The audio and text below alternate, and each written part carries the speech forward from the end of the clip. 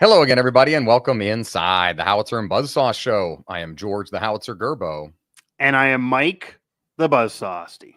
Sports Talk back with you. It is Mike's favorite time of the year. Is he ready? Is he prepared? We are fast approaching. We are ready. Thanksgiving.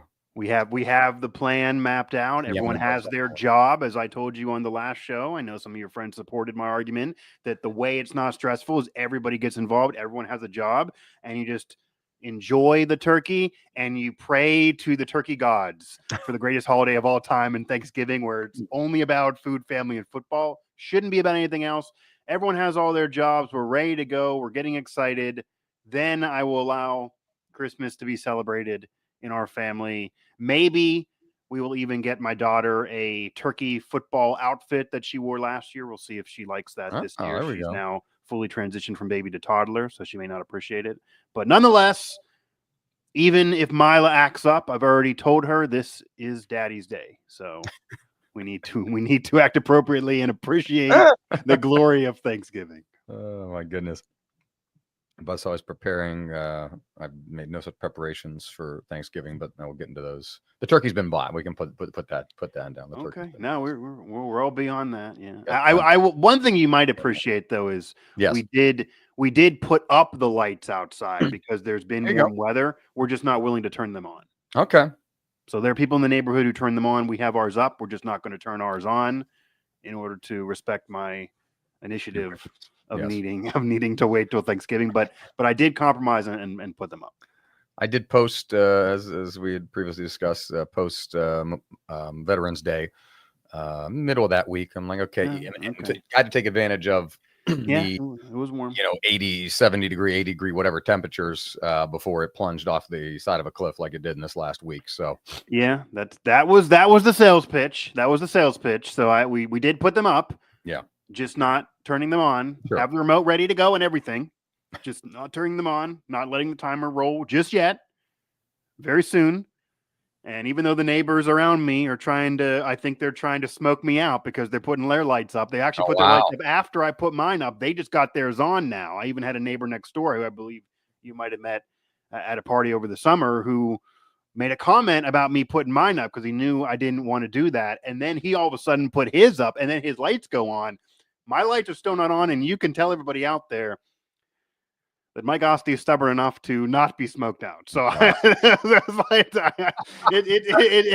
a lot of light driving by in that little corner. But right now, we are still waiting.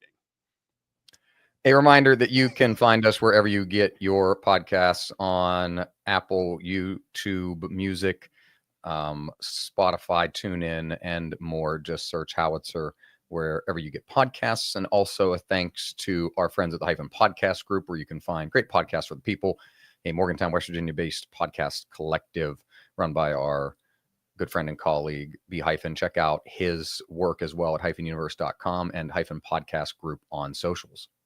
Yeah, B Hyphen's in my Walker Run mix still, even the new album. So he's putting out new tunes. Eventually, we will bring them to the Howitzer and Buzzsaw show, but yes, it's the best way to open and close. I appreciate the close the most. You end the Howitzer and Buzzsaw with about 20 seconds of Kellen just freestyling. It's perfect. Yep.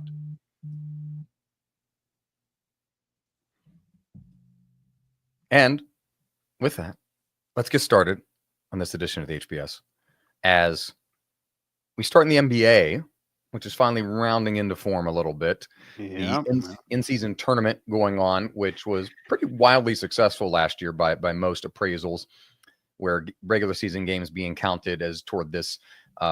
It worked last year. Yeah, now called officially the Emirates NBA Cup. Which I feel like no one's adopted, by the way. That hasn't hammered home yet. So I'm still, if you hear me say IST or in season, just bear with me. Yeah, I'm not sure everyone's the nomenclature, Yeah. It took me 5 years to stop saying San Diego Chargers, and I finally done it. So in-season tournament's going to take a while.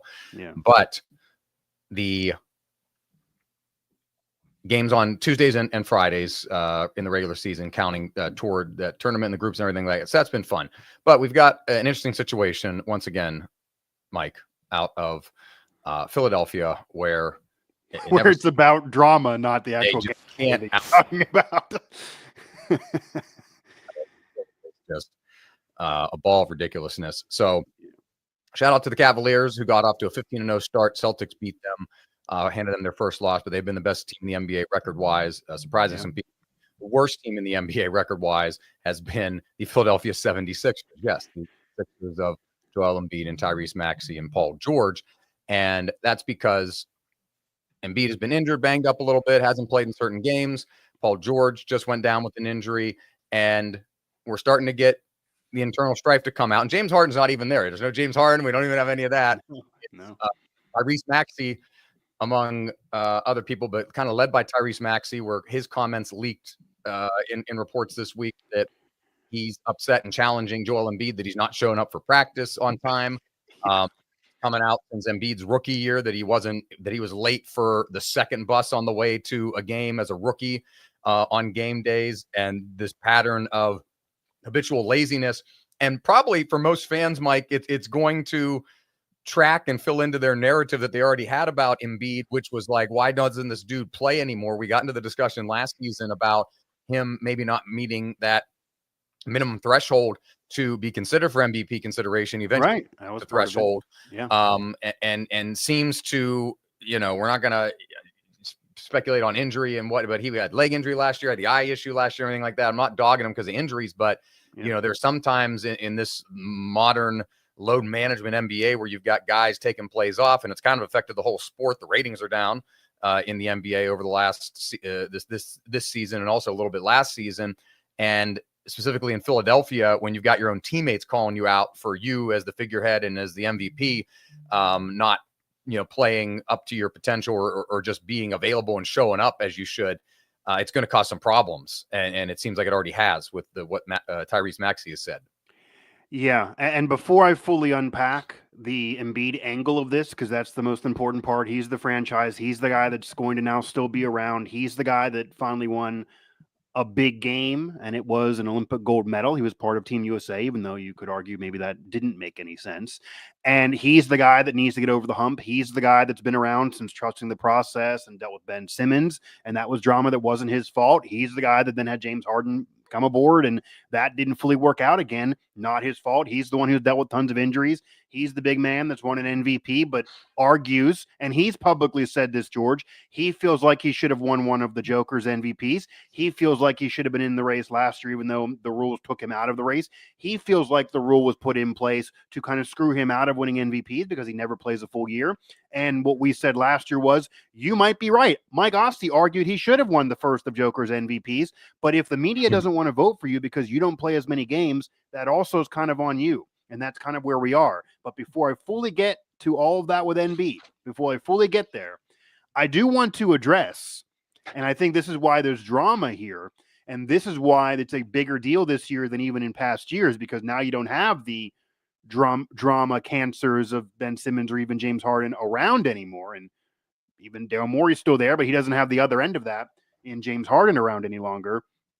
And it's the fact that these reports are now coming out this year about closed door meetings between players and coaches in which a coach talked about publicly in a press conference, but then said he wasn't going to go into it because it was a closed door meeting. So reports are coming out about what was discussed inside a closed door meeting. Only people there, players, coaches, staff. You have to work for the organization, some facet, to be in there. This is after a game. They took an hour to show up to the media to do a post-game press conference. We waited for those. It was an hour. Imagine standing there waiting because they were having this closed door meeting after a recent loss.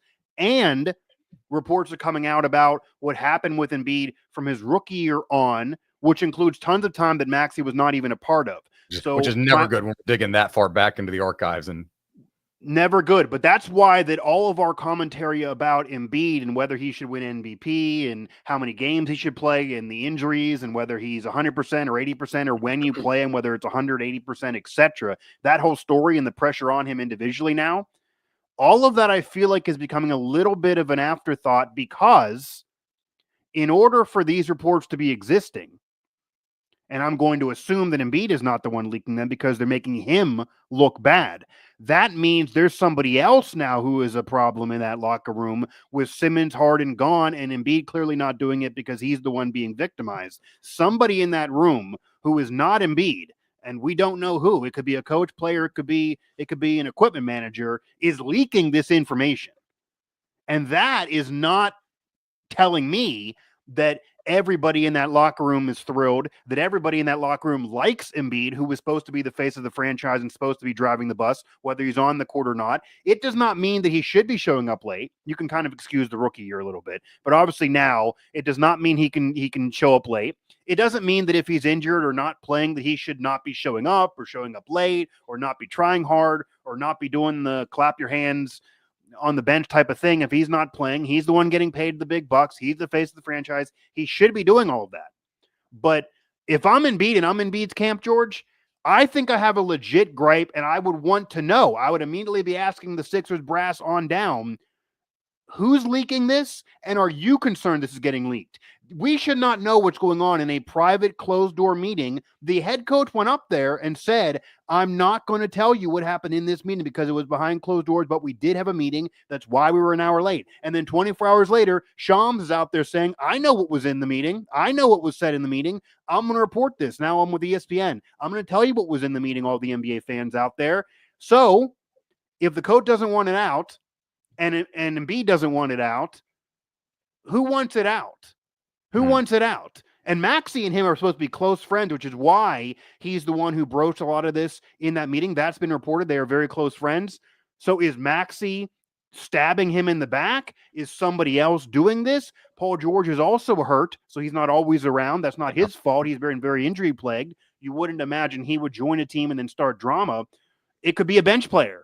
But there is a cancer in that locker room that's not named Joel Embiid, just for the fact that we know all of this. And it's definitely not in Nick Nurse's interest, right? Because he wouldn't make any sense unless he wants Embiid kicked off the team, but he's not going to leave. He's the face of the franchise. You're not going to side. Daryl Morey's. They're not going to side with the coach over the player. He would just get fired. That'd be the only solution. So easily replaceable. And even though he won the won the title in Toronto with Kawhi Leonard, another kind of enigmatic personality, they got to side with Embiid now. But you're always going to side with the player. I had the fleeting thought a couple of days ago, why don't they bring back Doc Rivers? And then I remembered, oh yeah, he took the Milwaukee job. Yeah, he's already coaching Milwaukee, and that already didn't work out. Pete's hard to even remember he was coaching. Already didn't work out. Yeah, he was coaching Philadelphia, but yeah, that didn't work out. But that was maybe this is just being in media, but that my first thought was, somebody wants it out. I should not know this. I don't cover the Sixers directly. I should not know what's going on in the locker room. If I know what's going on in this locker room, somebody is leaking this. And it could even be a simple text while you're hearing Maxey and Embiid talk and arguing that you're a player and they're texting Shams. But if that's happening, that is a gigantic problem. And it might mean that you get rid of this bench player who's leaking stuff. But it could be Maxey. Maybe he's upset. He's looking for money, and him and Embiid are close, but maybe he feels like he's taking some blame and Embiid's not there. Maybe he's mad that Embiid's dogging it when he's not actually on the court. This allows a lot of this speculation that might be fair or unfair until we know what's going on. And we may never know, but my first thought was, there is a leak here. It doesn't make sense for Nurse. It doesn't make sense for Embiid. It doesn't really make sense for Paul George. It doesn't make sense for Maxey unless there's some conspiracy here. So somebody else who's not a star is leaking something. That's a major problem. And then the other end of it is, Embiid needs to get on the court. He needs to play more. I get if he's really hurt. They should maybe load management and forget the MVP this year because their whole season is about the playoffs.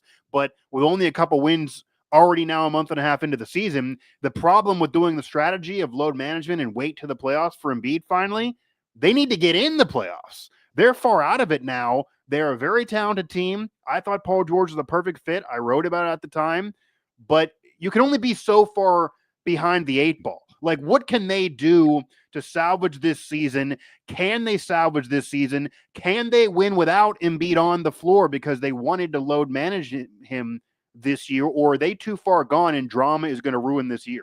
Man, it would take George being healthy and Tyrese Maxey, who's also been banged up with injuries, both of them being healthy to counteract Embiid. A slim window. I'm going to say Christmas Day is, as of course, you know, and most people know, is kind of, the NBA showcase. And for a lot of people, myself included, if you're a football fan and you're watching football and stuff, the in-season tournament championship is going to be in the middle of December, which is kind of like a little bit precursor now that we've had last year and this year. But Christmas Day is kind of really almost the beginning, de facto beginning for a lot of people of the NBA season. It always was the NBA's top day. The NFL is going to play on Christmas Day now with the Steelers and Chiefs on the Netflix thing. But even for linear TV, it's still the NBA's day. Correct. So I give you Christmas Day as kind of that's the break. It needs to be the break-even point because it's gettable. Another month as we're talking. Another month because it's such a weird conference. Obviously, the Cavaliers doing what they're doing. Good team last year, but a little bit weird. Philadelphia only 4 games back, technically. Right. It's a wide open conference. Getting into the play-in tournament that, 8, 9, those final 4 seeds in the East. So it's. If you end up as a play-in team, though, George, we've seen the Lakers do this, even the Warriors do this. I'm not saying they're going to challenge for the, that top crust of. But that's that's a big disappointment because this was the offseason where everyone said, okay, if you lose the Harden experiment, you lose Simmons, now you need a second superstar. And they said, okay, guys, we're going to go bring in Paul George, who's a borderline Hall of Fame guy. He's been a solid number 2. Everyone thought that Kawhi Leonard's absence was more of a problem than Paul George with the Clippers. He's the one who took them as far as they could go as the best player, more so than Kawhi Leonard. But now Paul George goes out east and he's getting hurt left and right as well. And it's just not working, but they seem like a basketball fit, seeming like a big like Embiid, and the way Paul George is so versatile and can shoot. He's a very underrated shooter. They seem like a perfect fit on the court that if you're picking up a team in your rec league, you would want that group, those type of players with Maxey as well. They had the only big 3 going. This is a big 2 league now. They have a big 3 going. And George, obviously you got to respect the Cavs for winning. Obviously, you still got to look at the Knicks, who've also added pieces, and McBride's hurt, but they're still a team able to win despite having injuries. The Celtics are the defending champs. They're obviously going to be a contender and could win it again. Milwaukee has Dame and Giannis, so they could turn it on. But the issue, turn it quick on Milwaukee. They're kind of not as bad of a boat, but a little bit of a same boat. Yes. They're below 500 to start the season. They've had some troubles winning games. Yeah, but the only point of it is.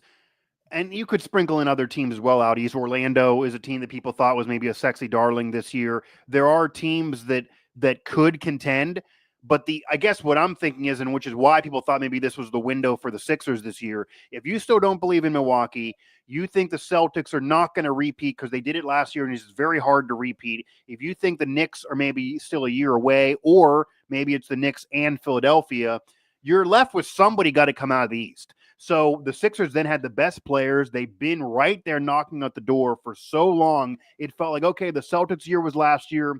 This could be the year of the Sixers. And now with all these injuries and they're so far out of it, even though all the teams I mentioned, nobody sounds like a world beater. Like if the Cavaliers would lose 7 in a row, you're not going to be surprised. Everyone was shocked they won 15 in a row. Same thing with the Knicks. If they lose a lot of games now with Cat there, he's having to carry more of the load than they would have thought. He's 40-point nights. That's not what their plan was. So if they start losing, that's not surprised either. The issue is, though, again, it's just simple math. The Sixers are just too far out of it. You need these teams to clip off 10-game losing streaks, not just 5-game losing streaks, to get back in there because you're just so far out. That's the issue. And the other issue is it's more likely the Knicks get healthy, or Milwaukee turns it around, or any of these teams turn it around, than for the Sixers to get Embiid back to enough of a clip to be able to do this. So that, I guess, is kind of the final question involved with the Sixers. Do they have to have Embiid back in order to get back in? And can Maxey lead the way? People think he's a legit all-star by himself. If maybe George comes back, can Embiid still do a load management thing and have them contend? And will they be able to get Embiid enough to be able to have him if you think they got to have him and can't do it without him? I think they do. You're going to just need, even if it's not in a scoring capacity, just the fact that he's going to draw people away and opens up the rest of your offense. Like that's kind of the weird crux of it. Like, yeah, of course you want him to perform. You want him to put up 40 and 35 and kind of the consistent. And he wasn't playing well when on the floor this year. Yeah. And I don't know. He's probably not going to say. I don't know. There's lingering stuff. He had the leg thing bothering him into the playoffs. We saw him playing against the Knicks with essentially one eye basically, and he gutted it out. And he sounds like me being sympathetic. He didn't really get any credit for look at him. He's banged and bruised up, and he's still out there. He played better in that series than he's been so far this year, though. So far this year, that game against the Knicks when he had his return, he just legitimately was not an impact player. And the only highlight from that game is when he flopped with Deuce McBride that looked ridiculous. And it looks like he doesn't know what to do to get an impact. It looks like he's thinking to himself, I can't do 20 and 10 because I'm hurt. And I'm not a defensive, dominant player. So unless I'm flopping and you're giving me a foul, he doesn't know what to do because he can't be the Embiid who can dominate 12 and 10 and get over the rim on a regular basis. He cannot lift, it does not appear. In the 43 games, he played half a season last year. In the 39 games that he played last season, the Sixers were 31-8. In the 43 games that he didn't play last season, the Sixers were 16-27. So yeah, there's MVP. If you want an MVP argument, that's MVP. lay it bare there for you. He's going to make he's going to make that kind of difference, even if he's not putting up 35 or 40, and it gives other people an opportunity to get things going. It's a perfect transition to another star athlete who is going to be missing some time, or nobody's criticizing him, but unfortunately he's going to be missing some time. And that's Alex Ovechkin, who has been off to a torrid start this season. And one of the best, nearing 40 years old, he's at one of the best goal scoring clips of his season, as he lies just less than 30 goals away from breaking Wayne Gretzky's unreachable star for the hockey record of all-time goals scored. And now, after a collision in Utah a couple days ago, he's fractured his leg, out 4 to 6 weeks. It's going to be the longest period of time that he's missed due to injury in his now 20 plus 19 year career. And it coincides with the Capitals, who, as we kind of discussed a little bit before the show here, this was a team that you kind of, in 2 years ago, you started seeing them part ways with some of the, their long time Lars Eller, but he's now back. TJ Oshie, you started to see some of these guys. Okay, Washington is going to, just kind of get, it's basically, we're all in with Ovechkin. We're all in with this record push. We're going to throw some young people around him and we see what we get. And 2 years ago, it was kind of ugly. Last season, surprisingly, bringing in Spencer Carberry, their new coach, their minor league team in Hershey, was a big plus of just getting somebody younger and somebody that, just gave some energy to the room, seemed to, light an inspiration under them. And they had a really good season last year. And they're back to that again this season with 27 points so far.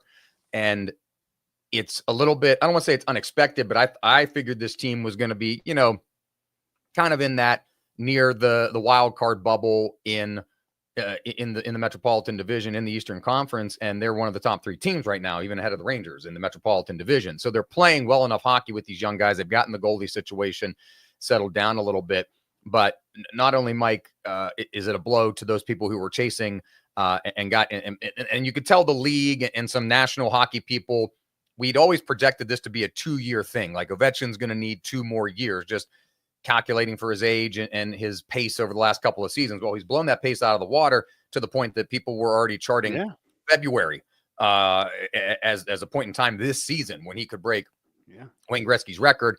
That might be a little bit delayed now and maybe potentially pushed to early next season, though. Past February. Still could be this year. Still got a month and a half if he does come back relatively soon. So 4 to 6 weeks, we'll see what happens. But Ovechkin, it's not resurrecting his career, because his career is, is what it is. It's a Hall of Fame level career. He's won a Stanley Cup. He's going to go down as even more so than Gretzky, who had the goals. Gretzky is a very classic HBS debate. Gretzky, we don't necessarily consider like a true pure goal scorer. Alex Ovechkin, arguably the greatest pure goal scorer in hockey. That's what he does. He doesn't have the 1,000+ assists like Gretzky does. He's just a pure goal scorer and arguably the best in the history of the league to do it. And we're going to see him come back from this fracture better in a long-term thing than a ligament injury, obviously, which would take you out for an entire season. But I think more so too, it kind of, knocks the Capitals a little bit offside here because they were relying on his scoring to get them to the point that they're at now in this season where they're contending and in a playoff very early, obviously, but in a playoff position after the first quarter pole of this season. Yeah, and it is something that I think is a hit to the entire league because you also have to face facts. If you're the NHL, and they haven't been marketing this to the best because they never market anything to its fullest, but they were almost falling ass backwards into having casual fans follow the sport because you're about to have a hollowed record go down. That was going to happen. They were going to get eyeballs there that would not watch a regular season Capitals game, that would have tuned in for a regular season Capitals game. Or if you have a game at the end of the year in the spring between the Capitals and a franchise, just to throw what, like the Penguins that are also struggling, and you have Gretzky's record on the verge of being broken, you're going to get a lot of ratings that you would not get in a regular year between these teams or between the Capitals and anyone if they are not contending. Now, yes, the Capitals have been contending so far this year. I could argue a team like the Rangers, who you mentioned, has been underachieving and not playing well enough so far. And once these teams turn it on, that things might change. I could argue that we're sitting here before Thanksgiving in November, and based on the last several years in particular that you mentioned, this is still too early to be able to say who are the contenders and the pretenders. Last year, we saw the Penguins, Detroit, and the Capitals fight it out for that playoff spot at the end of the year. And in the first half of the season, no one thought any of those teams were going to do anything. So you just don't know. But obviously, the Capitals are not a team that's going to go far without Ovechkin, even at this age in his career. And even though he's on this goal pace that no one would have predicted, he still has been their best player the last several years. Even when he was a shell of his former self, they were still led by him in order to turn it on last year. It was because of him turning it on late, and it's no shade to anybody else. He is still the focal point and is the best player. But this is a hit to the entire NHL because you don't have Ovechkin likely pursuing the record this year. But as we discussed before the show, they are dug in. Whatever they have to do, the Capitals and Ovechkin are going to come back next year. And if next year he's hurt, they're going to come back the year after that. And they're going to come back the year after that. And if it gets ridiculous and he's 50, they're going to come out there at 50 and say, we know it's ridiculous, but we're breaking this record. They are dug in. They're breaking the record. He's doing it with the Capitals. Come hook or crook, this is going down. And it is a record that nobody would have thought would ever be broken because you do have Wayne Gretzky, who, like, say, Jerry Rice in football, has all the records, and he played in such an era, which is why I argue that Ovechkin, even if he doesn't break the record, is already the greatest goal scorer. Gretzky played in a wide open era. The goalie pads were smaller. The pucks were flying around. Yeah, there were some Hall of Fame defensemen, but defense was worse, and goals were at a premium. Everybody was scoring goals. Gretzky would score 90, and Brett Hall would score 70, and Eisman would score 70, and Lemieux would score 70. I mean, that's 400 goals just off the top of my head, just between the four men. We had early in Ovechkin's career. I don't think the whole league didn't score 400 goals, and besides Ovechkin and Crosby were scoring.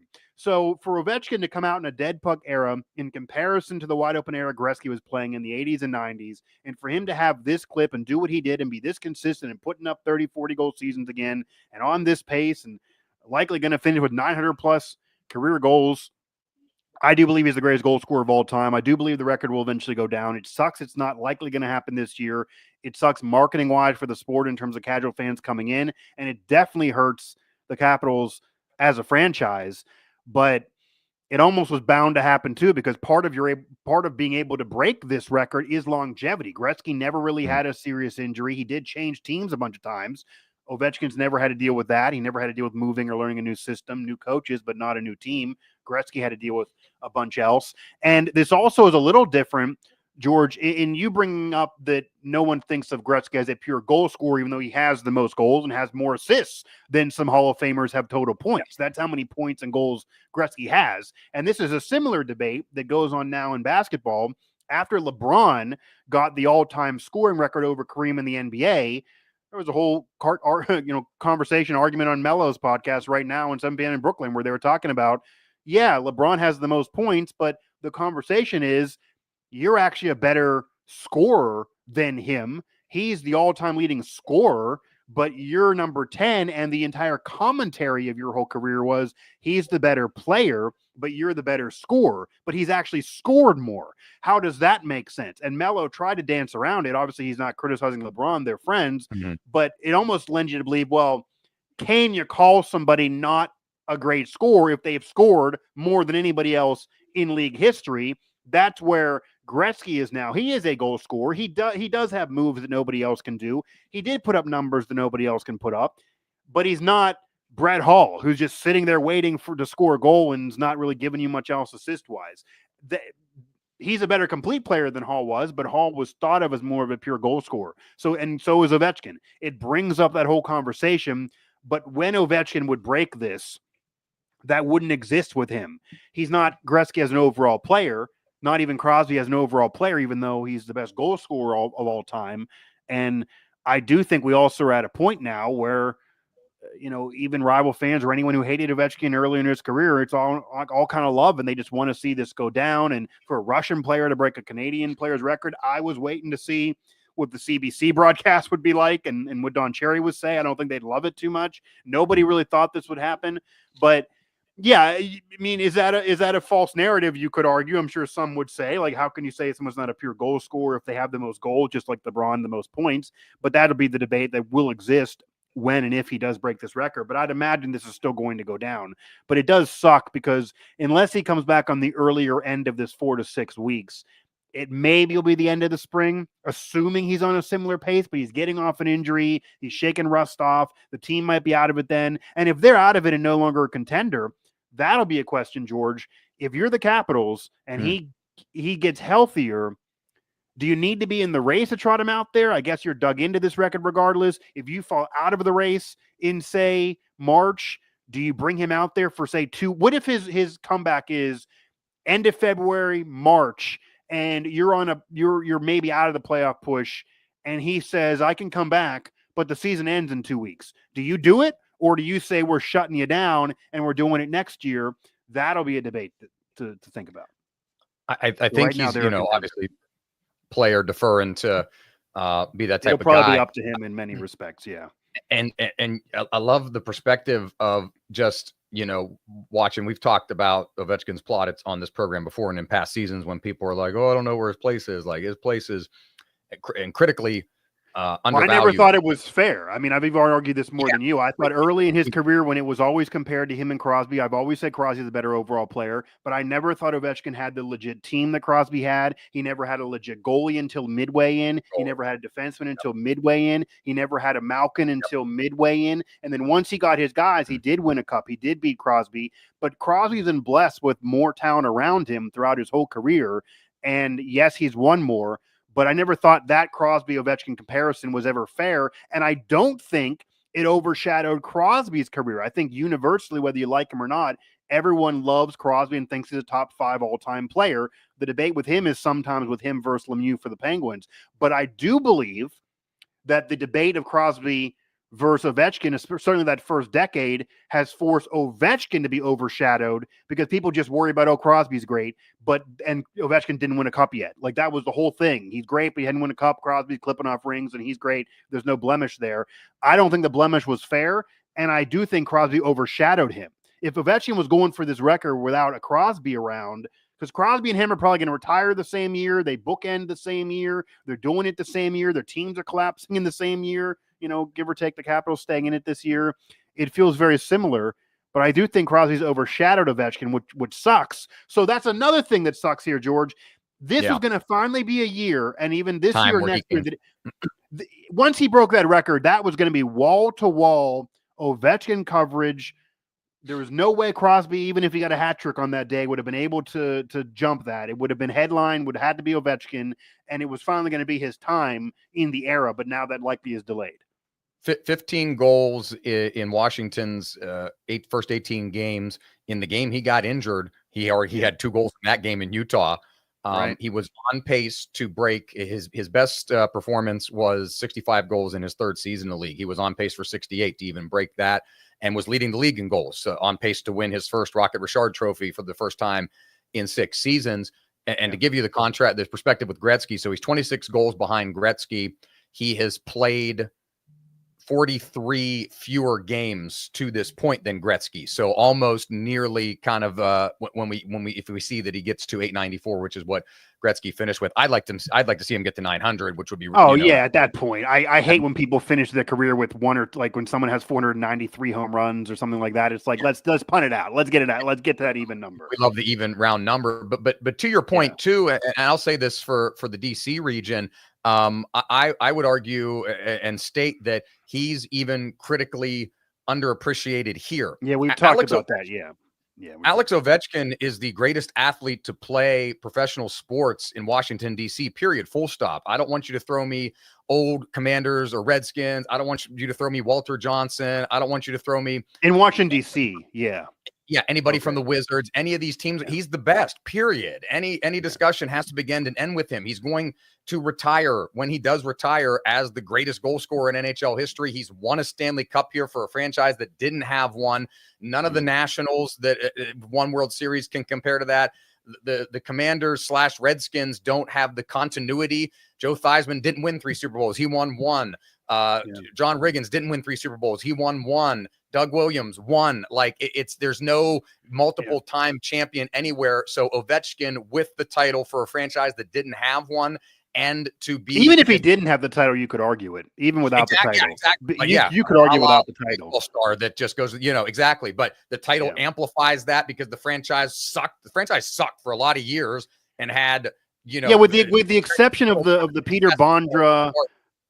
Yeah, with the exception of that Peter Bondra 98 year where they got those late 90s years when they were competitive, and yes, then they got swept by Detroit in the final, and that was the final they had no chance in. Detroit destroyed them, and then they draft Ovechkin. All of a sudden, they were an instant contender. And yes, again, they weren't on the level of the Penguins, and there were some even. I think part of the issue why he's maybe tainted a little bit in Washington in particular is because those fans remember that first decade, they were thinking, okay, we got our guy, the Penguins got their guy, and then they were sitting there saying, but we don't have our number 2, and they're beating us every year, so maybe is our guy not as good as we think our guy is. That's Crosby what it got to as the end. 3 and beat Washington in the process all 3 times. And beat him in the process. And again, I Washington got to 1 and beat Pittsburgh in the process. And I don't think it's fair because, again, Malkin, the entire time that was going on, Malkin, Crosby, and Ovechkin were always compared to each other, and Malkin and Ovechkin were compared to each other directly.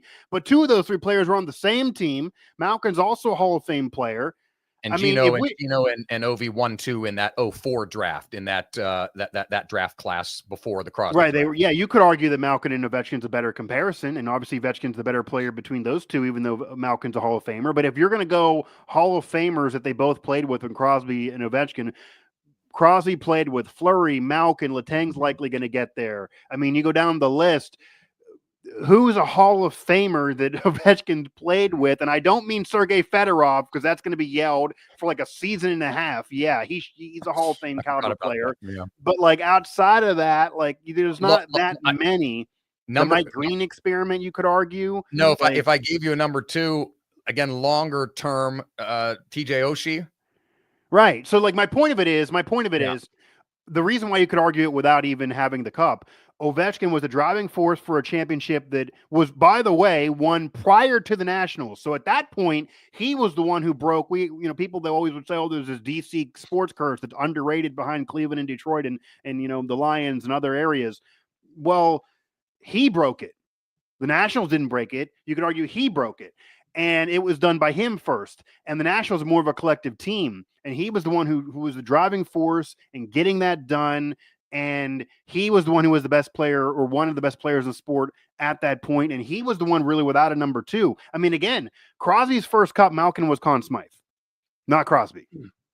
If there was ever a year that the Capitals were going to win a cup or when they did win a cup, there wasn't even a ballot to fill out. It was almost like if Ovechkin's not going to win this Conn Smythe, they are just not going to have a chance. So they were able to get that done. And the only debate that I do think exists, which is what we actually did before on the show, because you just focused on Washington, and one of your colleagues brought up the whole DMV area was his hot take, and that's what we discussed on the show. Yeah. I do think if you bring I do think if you bring the DMV in, which I remember your colleague brought the DMV. His hot take was the DMV, and then we Yeah. discussed it on the show. If you bring the DMV in, maybe this will be a hot take of mine that's more sensical. I don't think Ovechkin's won, but he's still in the conversation. He's still in the conversation, because if you're doing DMV, you're bringing up Cal Ripken Jr., who I do, if I'm doing a legendary career, by the way, I do actually think Ovechkin trumps him. Now, people will say they love baseball more than hockey. That's not what we're talking about here. If you just look at resume, Ovechkin's the greatest goal scorer of all time. Cal Ripken's, what is he the best of at all time? Obviously a great Hall of Fame player, has the streak, has the numbers, 400 plus home runs for his position. They did win a World Series. I get all of that. He was the face of your franchise, but he's not the best shortstop, the best even when he played third. He's not the best, home run hitter for his position. He's not the best slugger for his position. He's not the best defensive player for his position. He's not the best player in the 90s. He wasn't the best player in the 80s. You could put him top 5, but Ovechkin's number 1 in a particular category. And then the other one you throw in there would be Ray Lewis. Mm-hmm. Ray Lewis drove an expansion franchise, even though I know from the Browns, and Browns taking them in the night, and they were the Cleveland Browns first. But it was really an expansion type of thing. They had the Baltimore Colts, but you had to, reignite a fan base there. He did so by winning right away. They had an historic defense that he was driving and was the best player on. And then when he got older, he led another great defense to another championship. Like he best player at his position during his tenure, as well as Ovechkin. And you could argue greatest linebacker of all time. People have argued that. I wouldn't go there, but you could argue it. So I think if you're opening up DMV, you're getting into Ray Lewis and Cal Ripken, and then you could go back to back decades ago. But just Washington, I think it's slam dunk. Ovechkin is not even close. And to entertain the Baltimore, I don't even know who else would be number 2 there, unless you go like Art Monk or something. But he took forever to even get in the Hall of Fame. Yeah, Darryl Green maybe, like that. It's Ovechkin number 1 for sure in Washington. To entertain the Baltimore discussion, it's those 2 people you named, and I'll throw in the other guy that has the statue outside of M&T Bank Stadium, and Johnny Unitas. Those are the only Baltimore Colts. Sure, those are the only 3 people. There is no other Oriole. Who's Mr. Oriole? It's Cal Ripken. Put him in this conversation. Yeah, there's other Oriole Hall of Famers, but he's Mr. Oriole. He's Mr. Oriole. Put who's Mr. Raven? It's Ray Lewis. The franchise still reverberates. And who's Mr. Baltimore Colt? Not Indianapolis Colts, Peyton Manning, but Baltimore Colt is Johnny Unitas. And you could argue, bringing up Johnny Unitas, this will be an older fan probably would say that it's still him, because his numbers that he had then, which obviously have been beaten now by many quarterbacks, at that time he was having 40,000 passing yards in the 50s and 60s when nobody else was getting you 20,000.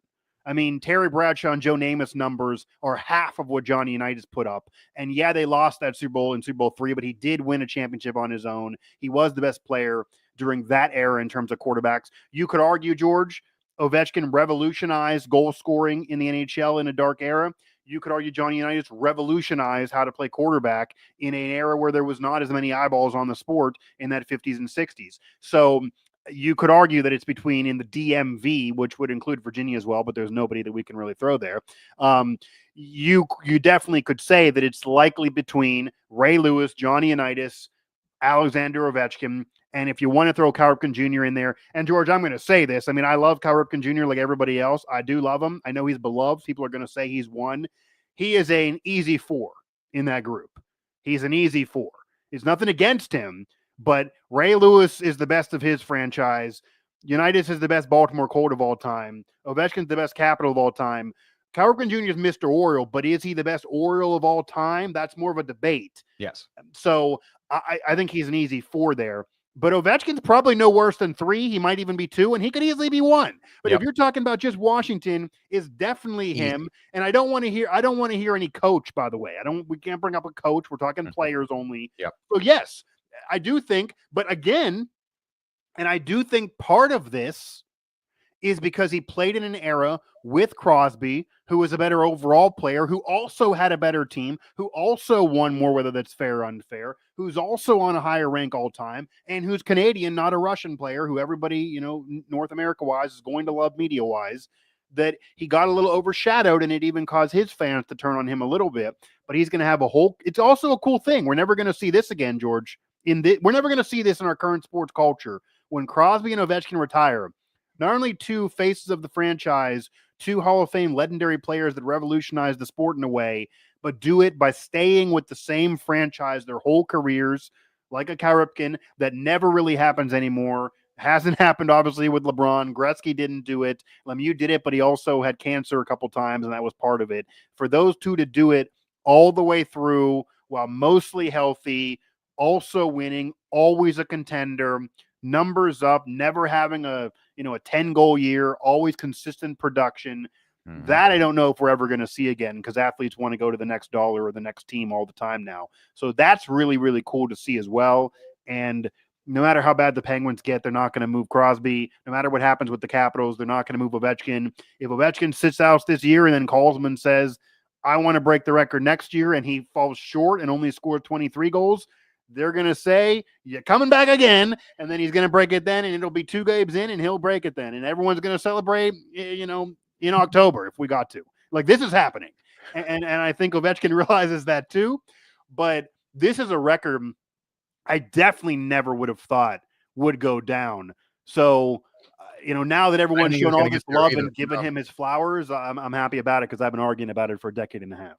Yeah, his goal scoring production, his last Rocket Richard in the conclusion of the 2020 season, 48 goals. With 9 of them, I believe. He has 9 of those. What's that? I believe he has 9 of those. Oh, 9 Richards. Yes. Yeah.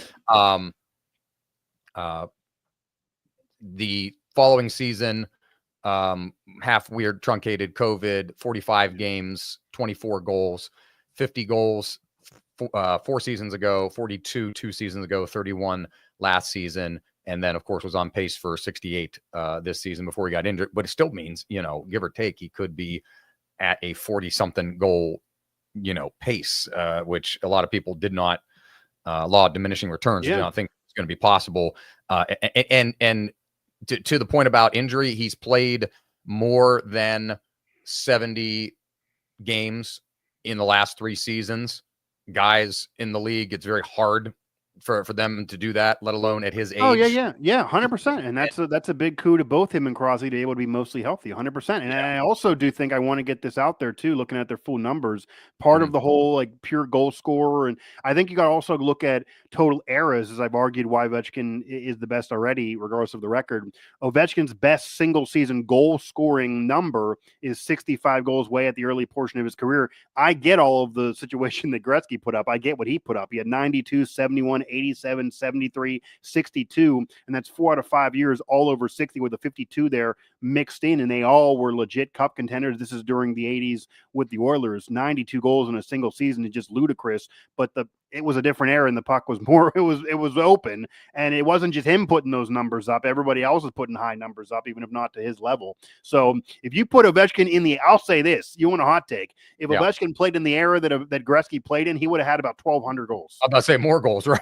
It would be at least 300 to 400 more, 100%. And if you put Gretzky in Ovechkin's era, I don't think his numbers are the same. I think he would have less, and that maybe he'd have more assists. Maybe the points would be there, but I think he'd have less goals. What I do think would be a way to put a bow on this right now, before maybe we wrap up with a little brief football talk.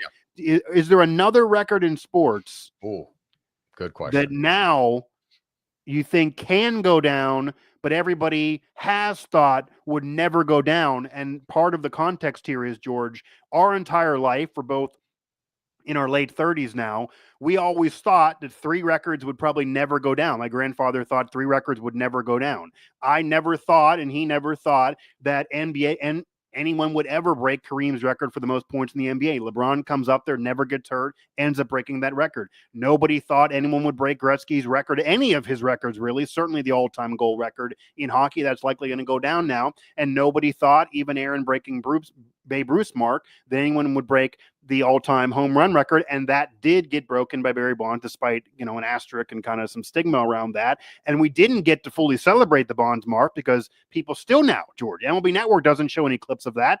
Everyone still believes that was steroid enhanced, so we're not going to really talk about it. We're not going to celebrate it. That 07 year, you didn't have everyone, fans and media, celebrating it. It was kind of under the radar, dark cloud over it, and they basically asked him to please retire after you break this record. We don't want to see you anymore. Ovechkin breaking this is universally loved. And I feel like if he does do it this year, he's going to get a farewell tour, and it's just skate around. Just do a year where you skate around and nobody cares how many goals you score. That's the love that's around Ovechkin right now that was not there for Bonds. But those three major records have now gone down. So touchdown, all-time touchdown record, far broke Marino's, and then that's since been broken. Peyton Manning, Tom Brady, those they broke that record. That record's gone. Those are the four major sexiest all-time records: touchdowns, goals, points, and home runs, and all four of them have been broken, if not multiple times in our lifetime. That's what's wild. But is there another record that now you think, okay, maybe that can go down? We're in a technological advancement of athlete age that I never would have thought, but now it can go down. We might. It would have to. My first thought is at some point in the distant future, with a player who may not have even been born yet, another conquering of the home run record, because it was supposed to be Trout or maybe Pujols, but then injuries caught up to Pujols. Trout's now been getting hurt a lot. A-Rod, I think, would have broken if it wasn't George. He finished at six. Well, what did he finish with? 696, I believe, is his exact number. Let me double check that. But I believe he finished at 696. He missed a season and a half to a suspension. He probably would have broke that record, but the league didn't want him to play anymore, and it's his own fault. That whole 696. Pujols got over 700, but he didn't end up pursuing Bonds. Honestly, George, I thought that was a little bit of cheating of the fans, because he was able to hit 20 home runs a year at the end. 20 home runs a year, 15, 20 home runs a year at the end. If he would have done that for 2 or 3 more years, somebody would have gave him a contract, he would have broke that record. And everyone just cannot celebrate Bonds because the league doesn't want you to. The Hall of Fame won't put him in. It would have been nice to have Pujols get it. I thought that would have been, we at least can have it on somebody the league's going to celebrate. It was close, but he didn't do it. But now Trout's been getting hurt every damn day. So, I mean, we've seen the 50-50 Ohtani, but he's not going to do an all-time career record. And the only other one that I didn't mention that I think would have went down that's not going to go down now is our whole life was Tiger Woods was going to break Jack Nicholson's major record in golf, and that's probably not happening. And it's, I think the records that, to me, would be oh man, they're a much smaller sample size. So season or a game type of thing. Friend of the program, Ryan, just sent me the other day that it's 696, by the way. A-Rod 696. I was 696. Right. Friend of the program, Ryan, sent me the other day that James Harden is now second place. Number 2. Saw that. Yep. Second place all time in 3-pointers. And I'm like, what? Watch him break that record. I don't even visually picture James Harden from the 3-point line. That's how ridiculous it is. He's higher than Reggie Miller and Jason Terry 10th. He sent me the list. Jason Terry's 10th. Kyle Korver's 7th in all-time 3-pointers made in NBA history. So LeBron got the point thing. Big deal. Did it on a cool shot. Nice memory. So for the NBA, can I give you Ovechkin? Obviously. I'll give you one in the other sports. NBA, if somebody touches 100, if somebody can do the wilt, and somebody can put up 100 in a game. Will we get video of it this time? Because we don't have video of the other one. We don't have video of the other one. All we have is him holding this piece of paper, and we don't know if he actually did it. I mean, Kobe got 81. Pennsylvania, apparently. It's where it went down. So we've seen Cat get 60 plus. We've seen players get Dame, obviously 60, 70. I think if you put Dame back in Portland, he could get 100. But without teammates. Yeah, that could be something. And we're in a day and age in the NBA where, the guy gets the round number of 50 or 60, and then you sit him because we're winning the game by 40. We don't, Right. So a guy like Kobe, who was Mamba, went out there and got 82. That was truly unique. So seeing 100 in an NBA game would be truly wild. And for football, the only one that speaks to me, because again, I remember, obviously as a Packers fan, I remember when Brett Favre got past Dan Marino and got him 421. That's a big deal then, but it's not now. 421 touchdowns. Greg Jennings in the end zone in Minnesota, good moment. But now Brady and Drew Brees and Manning and everybody came and obliterated those. So I don't even know what the number is anymore. So I'll give you one. Favre's over 500, but over 500 for a career now. I'll give you one that sticks out for me is rushing yards in a season. Nobody's really been able. We've gotten close with guys. Well, Adrian Peterson got close. I remember the one year. This was about 10 years ago. Adrian Peterson was Eric Henry, maybe Jamal Lewis and I forget, it's 22 or whatever to however many yards. The all-time mark is way far gone. I mean, Frank Gore was. Oh yeah, the all-time rushing yards is goofy. You got Frank Gore. God bless Frank Gore. He's He's going to go to the top Hall of 5. Fame, but he's accumulated like nearly 20,000 yards or whatever. Yeah, but I mean, there's no one really like that now. Yeah. If somebody in another, it's a perfect kind of correlation to the NBA where the running back is devalued. Running backs are, past their expiration date at age 25. Right. If a running back could somehow come into this league that's a pass happy air raid type of league now with a renewed emphasis on defense and trying to limit how explosive offenses have gotten, if a running back can come in at some point ever and put up more than 2,200 yards in a single season like Eric Dickerson did back with the LA Rams, I think that would be very significant and special. But yeah, to your point, other than that, that's why this Ovechkin thing is such a big deal, and people should be rooting for it, even if you're not a Caps fan or even a hockey fan, just because we don't see this in sports anymore. And baseball is the keeper and the treasure chest of the records and the pantheon and all that. And we've lost all of them in baseball. Nobody's really touching them anymore in baseball, the career marks. So it's to have Ovechkin doing what he's doing as a career mark that hasn't been touched in now 40 plus years, I think is going to be 40 plus years since Ovechkin was in his prime. I think is going to be really special. Well, I think it's going to be really special for the reasons that you mentioned, but also number one, no one's breaking this. No one's breaking this. This is going to live longer than Gretzky's lived. This is going to live a long, long time. And if anyone does, I'm going to still argue for Ovechkin. By the way, I'm waiting for that. If I'm around 30 years from now and someone breaks this, I'm going to still argue that it still is Ovechkin as the greatest goal scorer of all time because he did it during a dead puck era in the beginning of his career. 2005 to 2009, they tried to screw this man out of goals, and he was still scoring goals. So nonetheless, I feel like 100 years from now, and anyone doing a new Howitzer and Buzzsaw show, they're going to think of Gretzky's numbers like we think of the 1920s, 30s, or 40s in baseball. And they'll be like, well, what do you mean? Like, we have 1,300 goals right now, and I'm, hopefully the ghost of me is still coming at them saying, yes, but it was a dead puck era when Ovechkin did it. It's not really fair.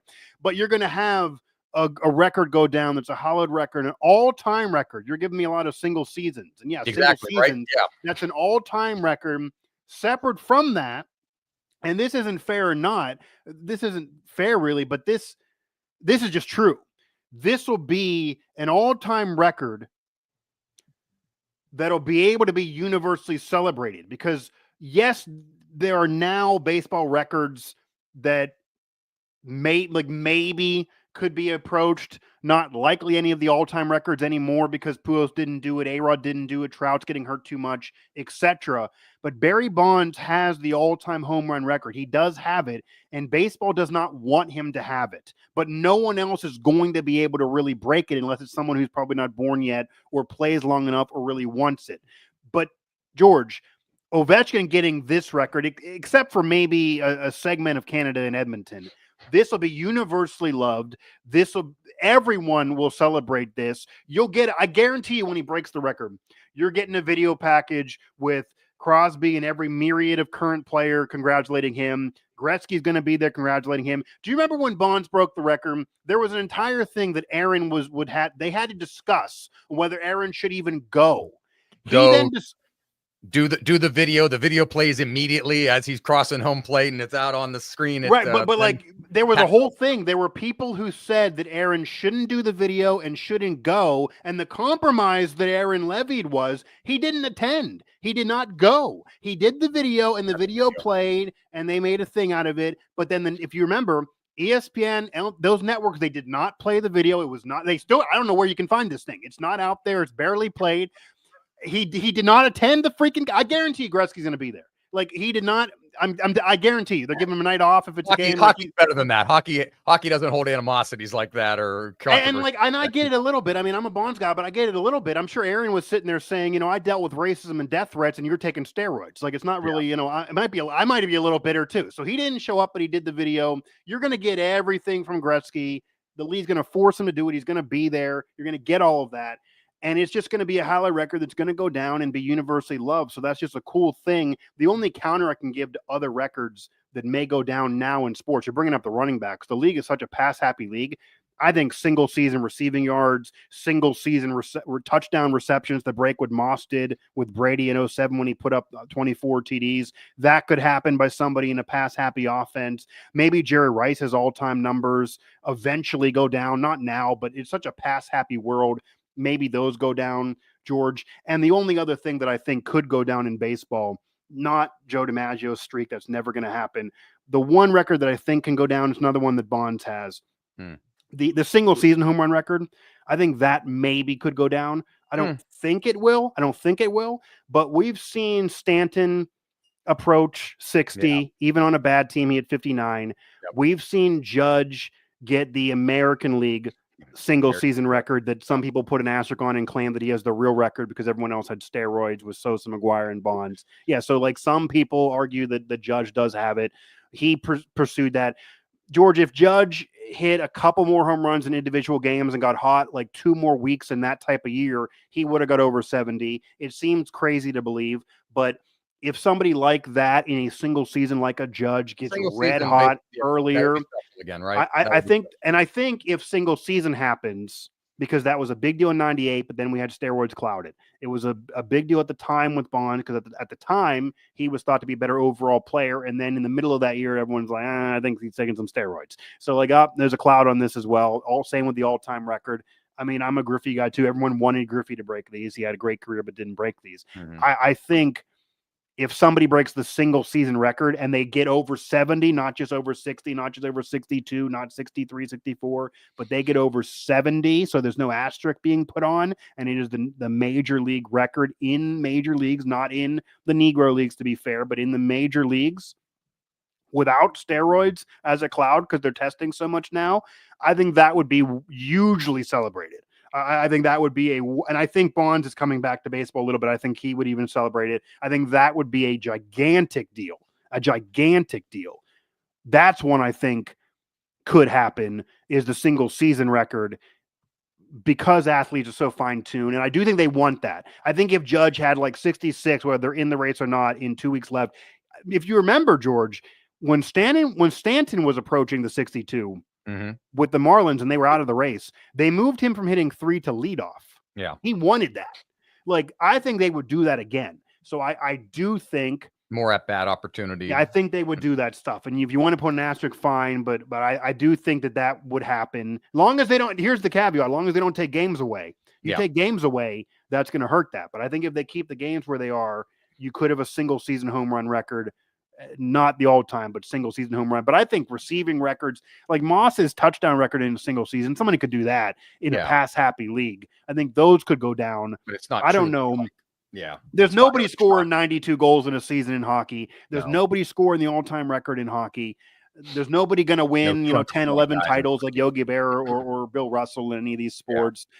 You might have the touchdown record go down again, but that's almost lost luster because we've had so many guys break it at this point. I'm not even doing a video package. Like, of course you're going to have a lot of touchdowns. So, and I don't think Tiger Woods is going to do that now. That would have been cool. We lost kind of some of the cool things that we would have had, but this would have been a universally, I mean, he's only a few away, but I just don't see it. But that would have been, this would be a universally thing that'll be loved when when, not if, but when Ovechkin does this.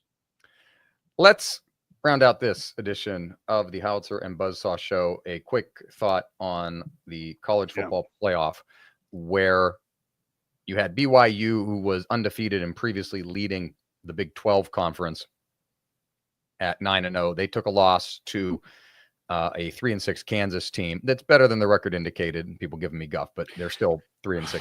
You see the ESPN FPI? I didn't see the FBI. I will say I saw the strength of schedule. Well, that's part of the FBI, but FPI, they're top 30. They're top 30 in the FPI.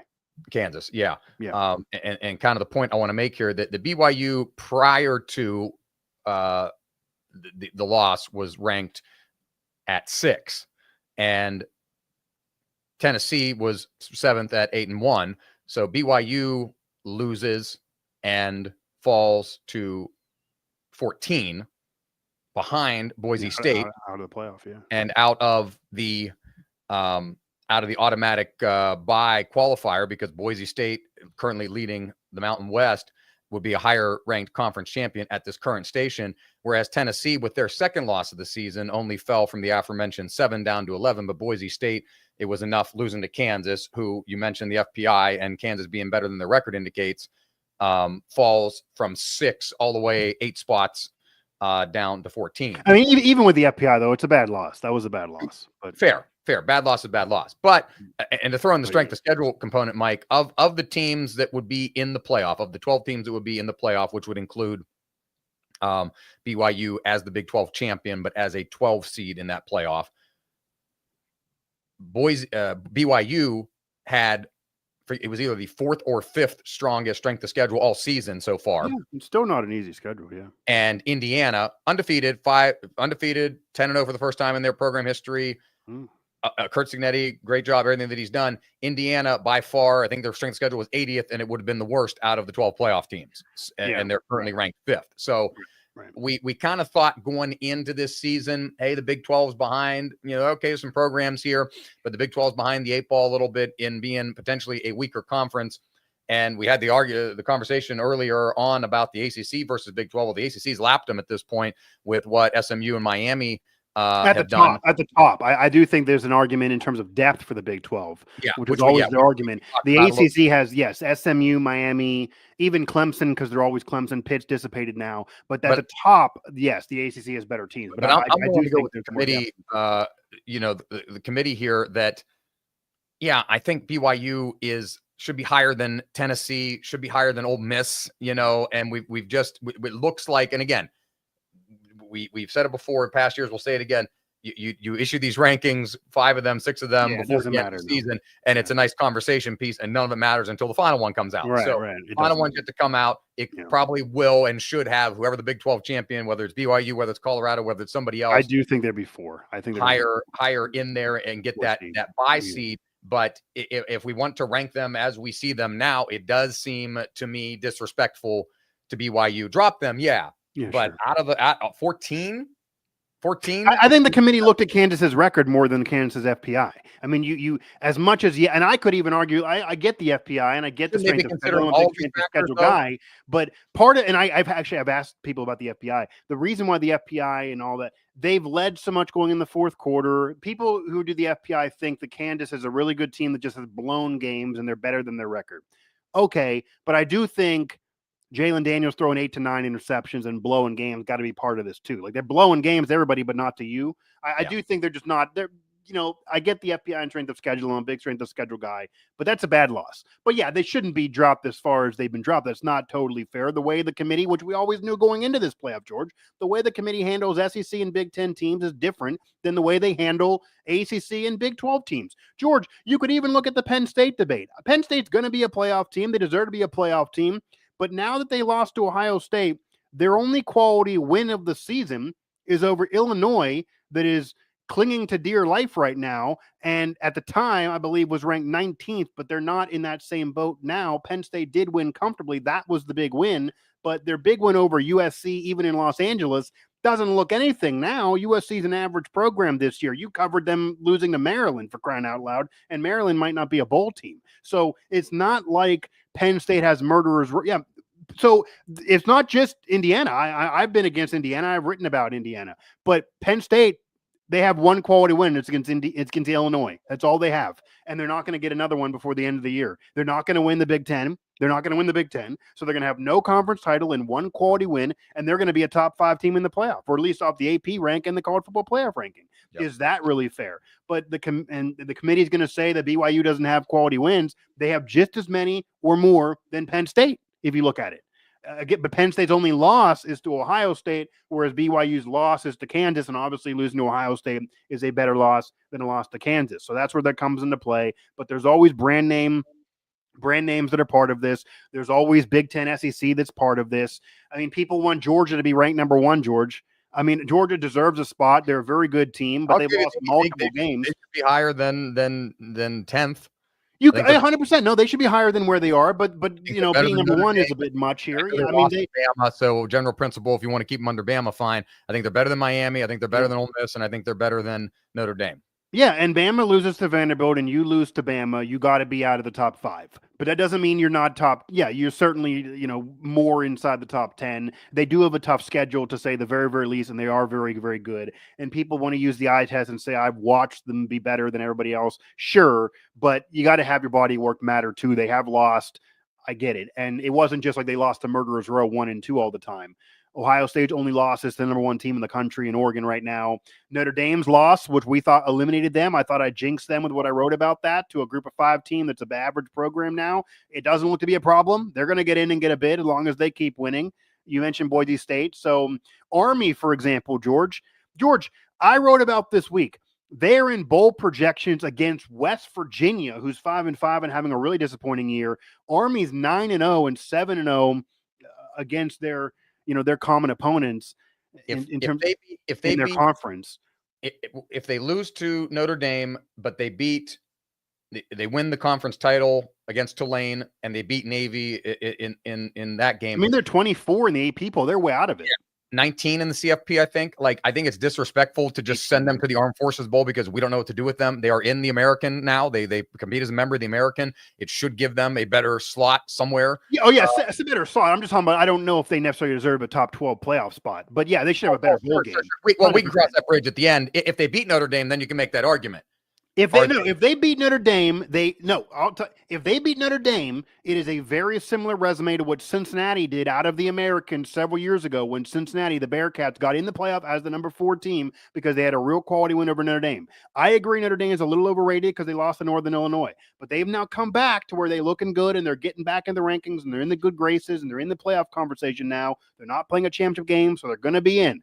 If they lose to Army, then yeah, Army then is back in the conversation for not only a good bowl, but back in the playoff debate to me.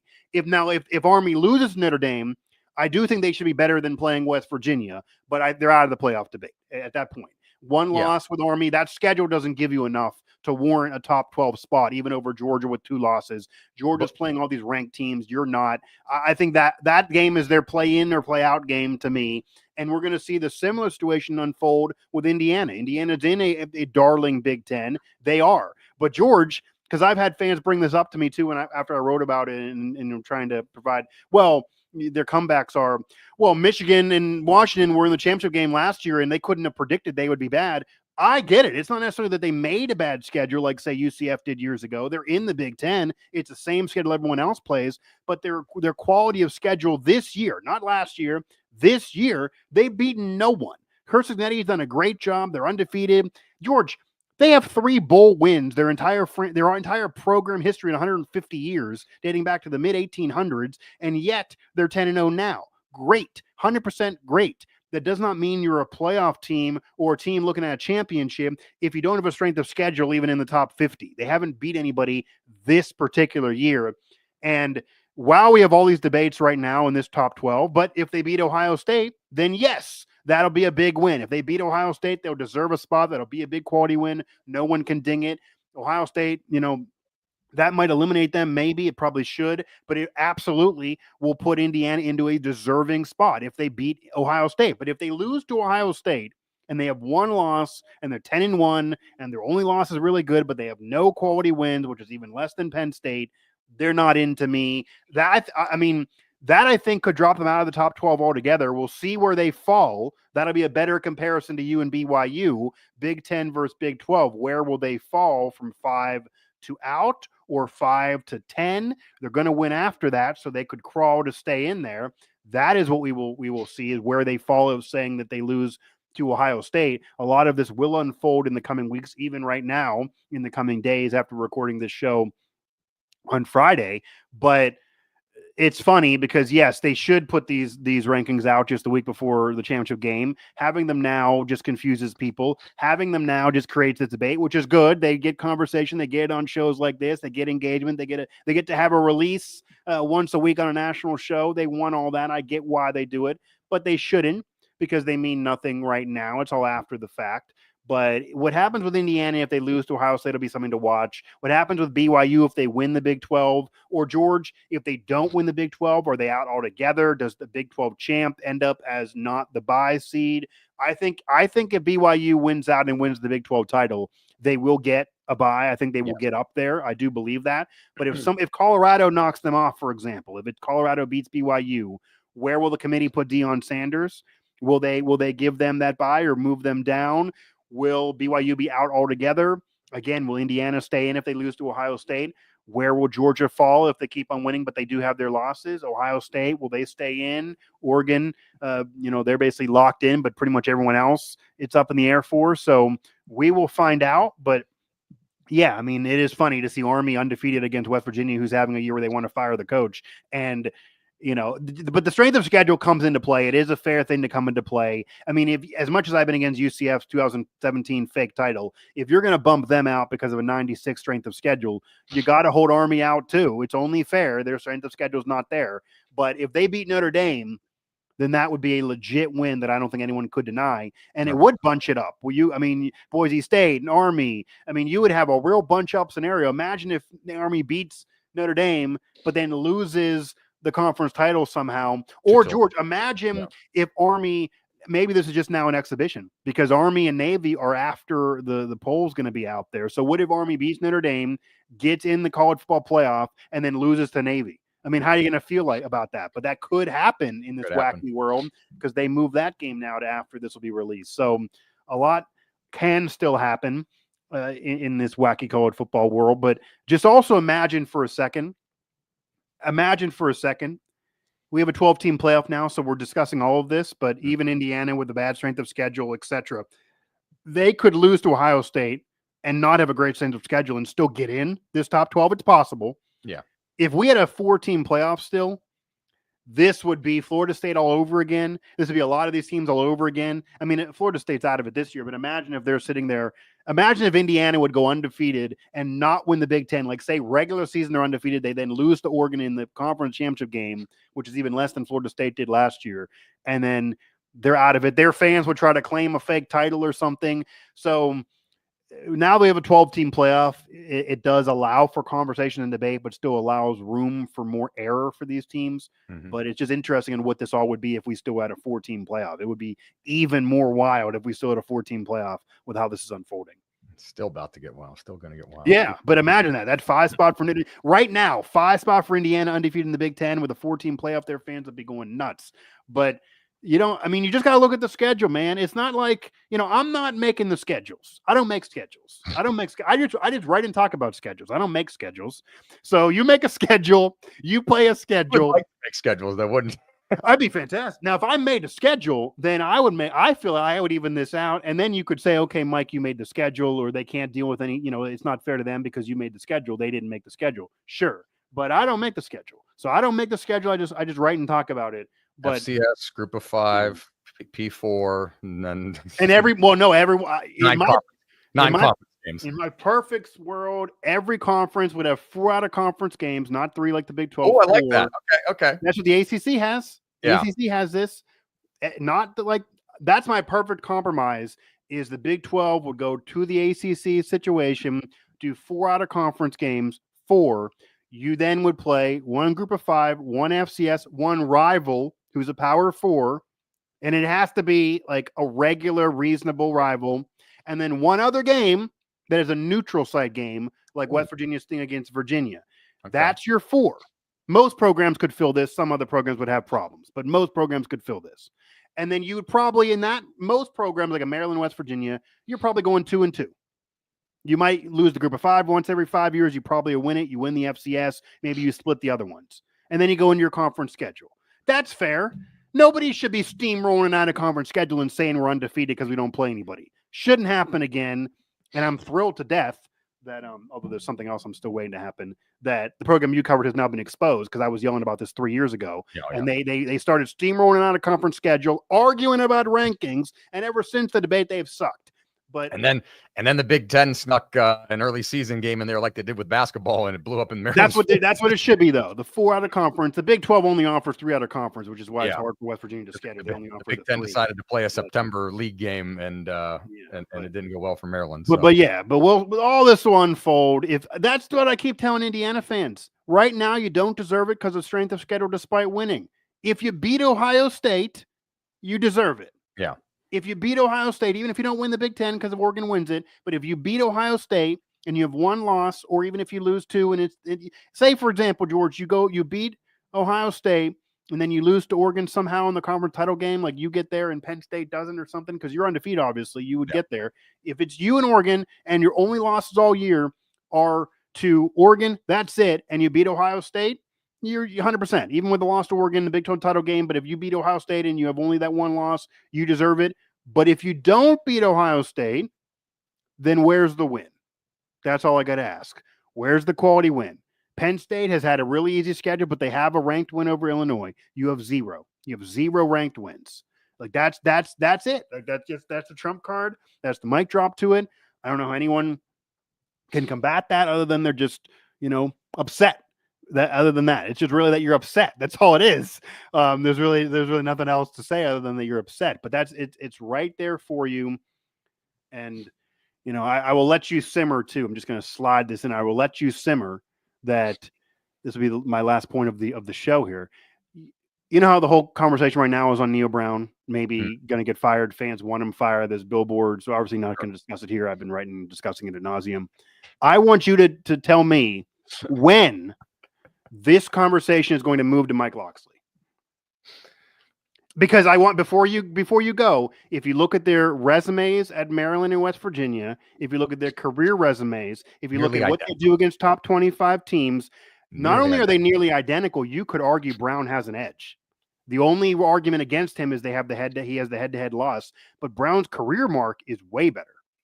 It's about even very, very. It's odd even with both. You're a fan of both teams, but it's evenly matched on those two. And Mike Locksley is never even in the odds that we get as media when different gambling companies send and say, "Here's the top 10." He's never there in any of those. But Brown is at the top of all of them all the time. So I was gonna. I'll update you with that. Let me know. I get this randomly.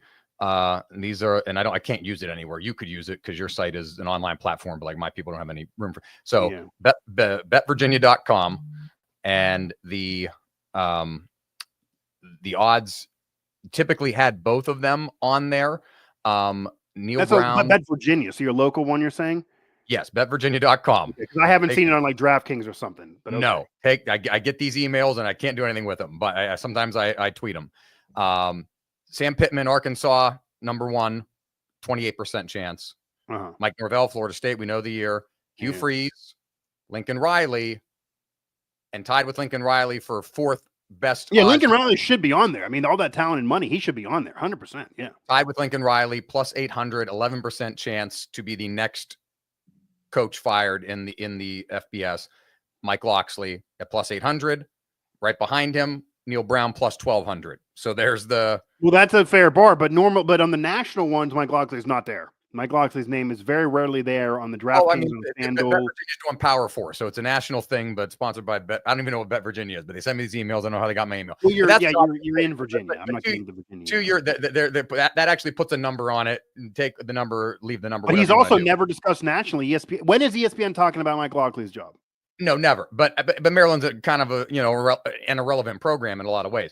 I'll give you this. Shout out to Spencer Wagon at 1600 ESPN in Cedar Rapids, Iowa, who I talked with yesterday.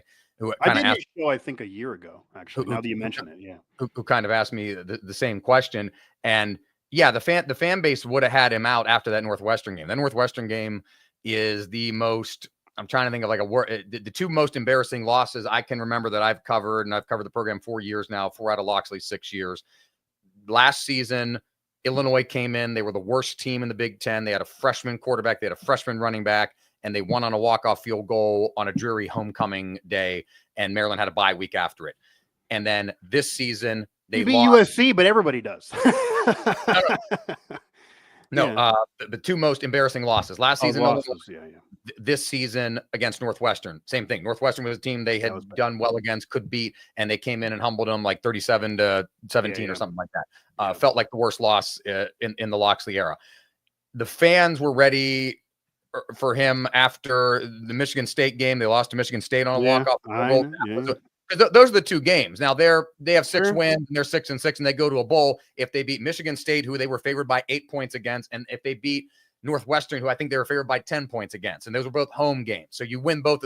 Those were the games people had chalked up as wins, not the Southern California game. And if you win those, you're going to the bowl. They didn't, and they're probably not. But do you think that even going to a bowl would be enough? Because there are West Virginia fans that if Brown he could finish 7-5 and they still want him fired. The fans are out. The fans are like, hey, something needs to change here. The administration is not, and that's, I think, the difference. I just don't think Locksley and like Brown. I think Brown should go, but like Brown at West Virginia, there's been a ceiling bar. Brown actually got more wins in an individual year at 9. Locksley's never had 9 in an individual year. But my point is, Lockley did not have a big 9+ win year when he had a generational quarterback on the roster. He missed that boat. They did make all those bowl games in a row, and Brown had the 2022 but it feels roller like coaster there. Yes. But they never had. You could argue Brown 2023 is better than any year Lockley's ever had. So Lockley's never had that year, even though Browns had bad years. My point of it is that if you put Lockley's resume with West Virginia fans, with the even getting him a bowl game like West Virginia could get this year, they would have billboards up in the DMV. I get one's a college town versus a bigger market, and I do get, and I've argued this before, that this is an example of the West Virginia program being better historically because the fan base cares more than the Maryland program does. But I think even to that end, it's just weird to me that there's, and I can't say the reason why some have told me with the West Virginia program, because this is actually brought up in those rooms. They do think that even though Brown is just to criticize, they actually think that there are coaches with a similar resume that everyone leaves alone. And Lockley's name is always brought up. And there's a reason I'm not going to say here. I'll tell you off the air. Oh, yeah. He has the protection of the administration, and I'll give, that's just odd. Not that this is one of the reasons, but I'll give, and I said it yesterday on the radio, I'll give voice to this. Maryland is proud of the fact that they have a black head football coach, a black athletic director, and a black president of the university. And they're the only program. Okay, I wasn't going to say that's the reason. That's exactly what's told to me. And they're the only program in the Power Four to have that. Yep, now that's not. Exactly. I don't say that as a negative. They all. No, it's great. Yeah, they're all good at certain aspects of their job. But I think, and Damon Evans is kind of overseeing a transition. And if you know the whole history, I'll keep it brief here. But if you know the whole history of Maryland, Debbie Yao was the athletic director when Gary Williams was the head basketball coach and Friedgen was the football coach, and she kind of runs the program financially into a ditch, and they need money. And so they leave the ACC, which was their ancestral home. They were a founding member of the ACC. Yeah, similar to West Virginia leaving the Big East and going to the Big 12. They're very similar the last, in that respect. They leave the ACC for the Big Ten, and they get the money and everything like that. Sure. And in a lot of the other sports, they've done very well. I just saw a graphic today. Maryland made basketball. They've got 17 conference championships in the Big Ten across all sports, and that's fifth most since the league expanded in 2014. Okay. You're talking about Olympic sports too, then? Yeah, correct. Across all sports. Field hockey, national championships and conference championships. Men's, women's lacrosse, conference championship, national championships. Men's soccer, women's soccer. But George, that even adds credence to the comparison even more, because West Virginia has a Big 12 title in baseball. The women's basketball program could easily win the Big 12 this year. The soccer's going far. The men's wins a conference, goes to the College Cup. Yep. West Virginia athletically, with the exception of the Huggins drama in basketball and how it's stymied that, and then football, Olympic sport wise is fine. Just like Maryland, and Maryland basketball has been a little better than West Virginia basketball, but West Virginia basketball was the team they played in a tournament recently. If you didn't have Huggins going to Pittsburgh and getting drunk, I would think West Virginia basketball would be right on the same par again. The issue is the football programs, and it just seems like there's more caring about one than the other. That's really the only difference. And there's more of an urgency with it, Mike, in what is now basketball coach Kevin Willard's third season. There's more of an urgency to fix it there because you can seemingly do it quicker in basketball. And great first season. The bar is also lower. You get in the NCAA tournament, that's something like he did. Sure. Oh yeah, sure. And first season he comes in, the bowl game works as well. They win all but one of their home games. They only his first season they only lost to UCLA at home, ranked team, of course. I'm just saying, Lockley's resume is not where it's at, man. But no, to your point, great man, great person. You can definitely criticize the guy, but the moves he has made in terms of strategy and coaching and that offense, and also. And I'll add this in here, and I haven't said this before, but it might go in a post-mortem if I write it up. Kind of like he's turned, especially on offense, he's turned the offensive side of the coaching staff into kind of like way stations for people that need jobs. Kevin Sumlin, who, former coach Johnny Manziel at A&M, coached Arizona. He's out of football. Hey, he brings in Kevin Sumlin as a tight ends coach / co-offensive assistant. Josh Gaddis kind of flamed out at Miami, left Michigan, signed tangentially connected to the sign stealing scandal, comes to College Park. Mm-hmm. Second, Dan Enos, before Josh Gaddis was there, stayed for a year, left and went to Arkansas, got run out of Arkansas on a rail because he was responding from a work email to students who were criticizing him because of how bad the offense was. And they need the sand is shifting. I said this yesterday on the radio. The sand is shifting underneath Maryland's feet very, very quickly. I just don't know how they move in the right direction with Loxley the way it is now. That's the same thing people argue about Brown. They have built a good program to compete if the year was 2012. If we were dealing in a previous model of college football. Sure. And now it's 2024, and you just watched a guy from your region in Kirk Signetti take 12 of his players to a team that you played every year as a division of rival, Indiana, and turned him into a national championship contender in a matter of 7 months. Maryland beat Indiana last season, Mike, at home, and it was so bad that Indiana fired their offensive coordinator less than 24 hours later, and then their coach was gone at the end of a 3-9 season. Well, George, you know what's funny? So Sure. Everything you're saying is valid about Maryland, which is why I don't understand how Loxley is not under fire. But the funny thing is, listen to adapt offensively war, but the administration would like to see better progress. Would like to see them take this next step that he's always talked about, and it hasn't happened. But he's going to have a little more grace from the administration than I think Neil Brown does from West Virginia, from Ren Baker. Well, because here's what's funny. It's almost a mirror image. Everything you're saying about Maryland, I could say and have said about West Virginia. You know who West Virginia's Indiana is BYU. West Virginia destroyed BYU last year. West Virginia's taking care of business against BYU. Iowa State is in Ames, Iowa. Ames, Iowa, not in Miami, Florida, or Los Angeles, California, or Dallas, Texas with SMU money. They're in Ames, Iowa, and these teams are becoming national contenders. I get the West Virginia scenario, but that's always my argument to people who say, well, it just can never happen for either one of these schools. I would agree if the top 25 is all blue bloods or all big money schools, because we're in such a money era now, and to say that, okay, 2012, Maryland and West Virginia can compete, but not now. I would agree in that scenario. My comeback is that is not the life we're living. The top 25 is not blue bloods. There are blue bloods like Oklahoma that cannot compete. There are non-blue bloods like BYU, Indiana, Iowa State that can compete. So if they're going to compete out of Ames, Iowa, and BYU is going to compete when they have a restriction on your religion to even go to the school, then there's no reason why these other schools that have competed before cannot again. Now, I know there's a difference with NIL at West Virginia and Maryland, because West Virginia's athletic departments crashed, but they have NIL. Part of it, and Maryland's been behind the 8 ball on that, but also just innovation, which I think we could say about both programs. Neil Brown runs a kind of very stagnant offense with a guy like Garrett Green, who, yes, is a good athlete, but we've talked a lot about how he's inaccurate in terms of throwing the ball.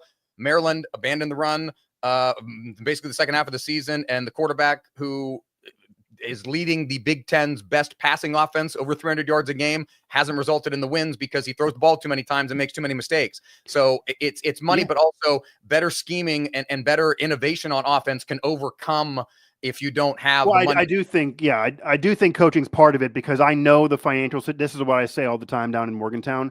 I get West Virginia's financial situation, and that is part of it. But Pitt, for example, is so not well off financially, athletically. As a school, they're fine, but not athletically. They fired their athletic director because right. I'm saying athletically, they are not doing well financially. So much so, they fired their athletic director. And the reason why I know this to be a fact is because of a project called Victory Heights. Look it up if anyone wants to look it up. It is an Olympic sport facility in which they thought of this 10 years ago to help all these Olympic sports, because none of them at the time were any good. And they asked for, when they made the project public and said, we are going to fund this largely off of donor money. Yes. They've got almost none of it to Victory Heights. Million, and it was a 9-figure it was like 100 million plus project, and they've only got like 15 to 20 million in terms of donations or something. Yeah, I believe the total number they needed to hit though was 700 million. Oh my for God. Total, not all from donors, but total number to get that. And they've hit about 20 million, and they've said that we have the money with the school. We're going to move things around. And they've said, and to their credit, the school's fine financially. They're going to move things around, and they're going to build this damn thing. But they're going to build it off of their own dime. They didn't get any donor money, which is exactly why she got fired, because she was put in place to raise the money. They didn't raise it. And George, there's an even other thing. I was sitting there when I was covering the brawl. The girl that covers volleyball for the Post-Gazette was telling me how the volleyball program could win a national title, and they don't even want to be in Victory Heights because it's lower attendance than they currently have. They're literally going to make less money than if they win with their current situation. If you're the volleyball program, which is now clearly elevated itself beyond this group victory heights bullshit. So they have screwed up, and they have a lot to talk about money wise, but they're able to win more on a consistent basis with the exception of last year. And as much as he's annoying and no one really likes talking to him in interviews, Narduzzi's proving to be a great coach. Narduzzi does not make blunders at the end of games. Narduzzi does not scheme and change an offense every 18 times in the middle of a game. Narduzzi does make second half adjustments. Narduzzi's teams are better in the second half. Narduzzi does get the most out of a year. Like Maryland had a great quarterback, and would they win 7-8 games the most? West Virginia had their big year. They won 9. When Narduzzi has an easier schedule, he clips off 10. He gets another one and gets 10, and then goes ahead and wins a conference title that neither one of the other two have won. So that's my point. He's still going Knights of the Round Table. He always does 2. He does 2 a week. He always does 2 press conferences a week. So even when they were losing, he did 2 press conferences a week. Even last year when they won 3-9, he did the 2 press conferences a week. But he's proven to be a great coach, Loxley and Brown or not. What I'm saying is everything that you're saying about Maryland in comparison to West Virginia is valid.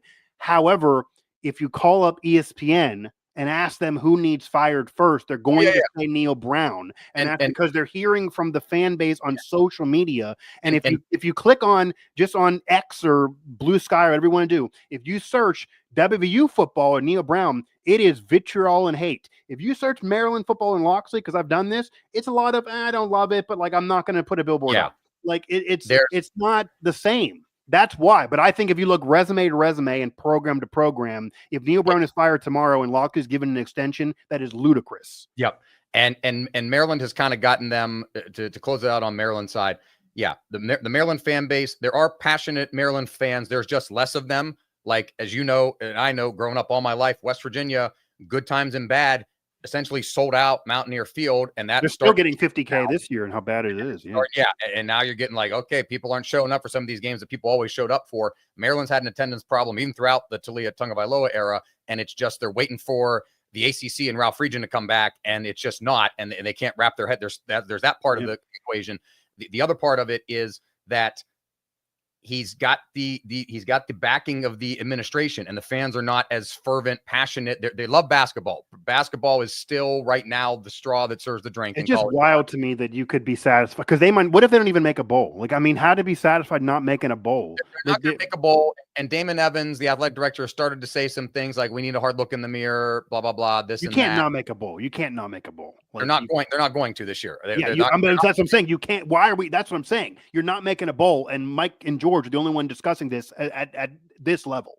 Yeah, I believe that the time has come for them to actually to have a different voice there. But he's got the backing of the AD and the president. He's got the whole local thing. Discover that. That's what I'm saying. And I'll say it again. 2026 is when I'm sorry. 2 more years from now. 2025. Okay, I was like, my God, we're 2 more years of this. Future. 2025 is the make it or break it season, and I think you will actually feel, because we ask him every week, do you hear?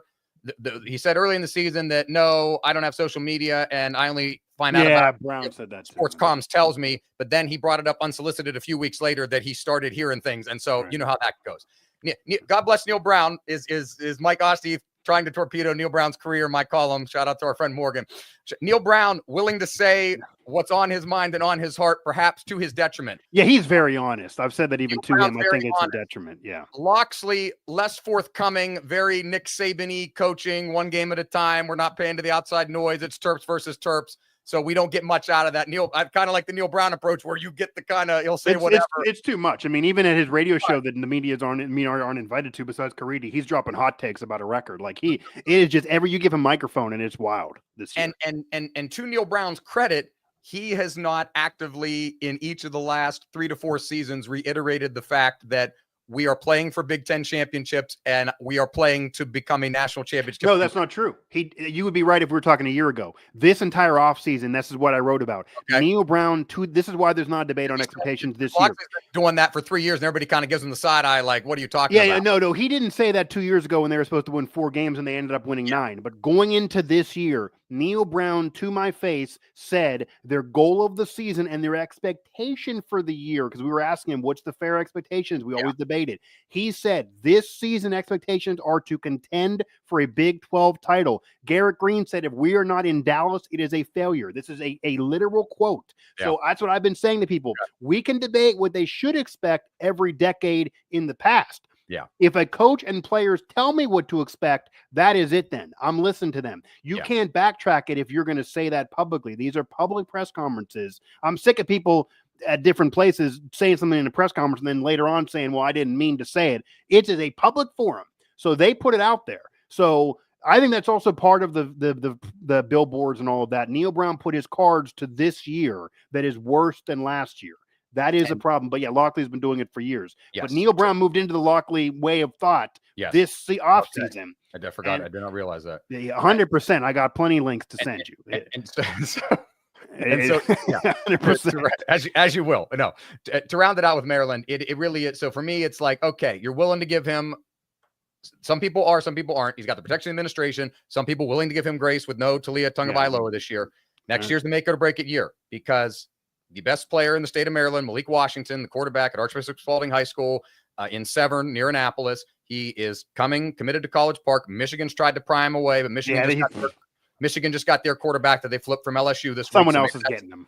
Every time people think he's going to leave, he doubles down on the Terps. He won his third state title. Third Maryland state title last weekend, and after the game, he's photographed with a custom Washington Terps jersey. I've seen it before. All right. He's ready to come to College Park. He's bringing people with him. He's highly touted. Okay. Does he start? How does he play? And what does next season look like? Because if it's not him, I believe he's a guy that can come in and start in this program. And if Locksley they're going to have potentially, if not the highest recruiting class he's ever had, second highest, somewhere potentially when all the pieces settle down in the top 20. If he cannot turn that into a 7-win season plus next year, then I think you have the administrations like, we got all these guys, you recruited the DMV, you put the wall around the DMV to keep all these guys home, and you still can't do anything with it.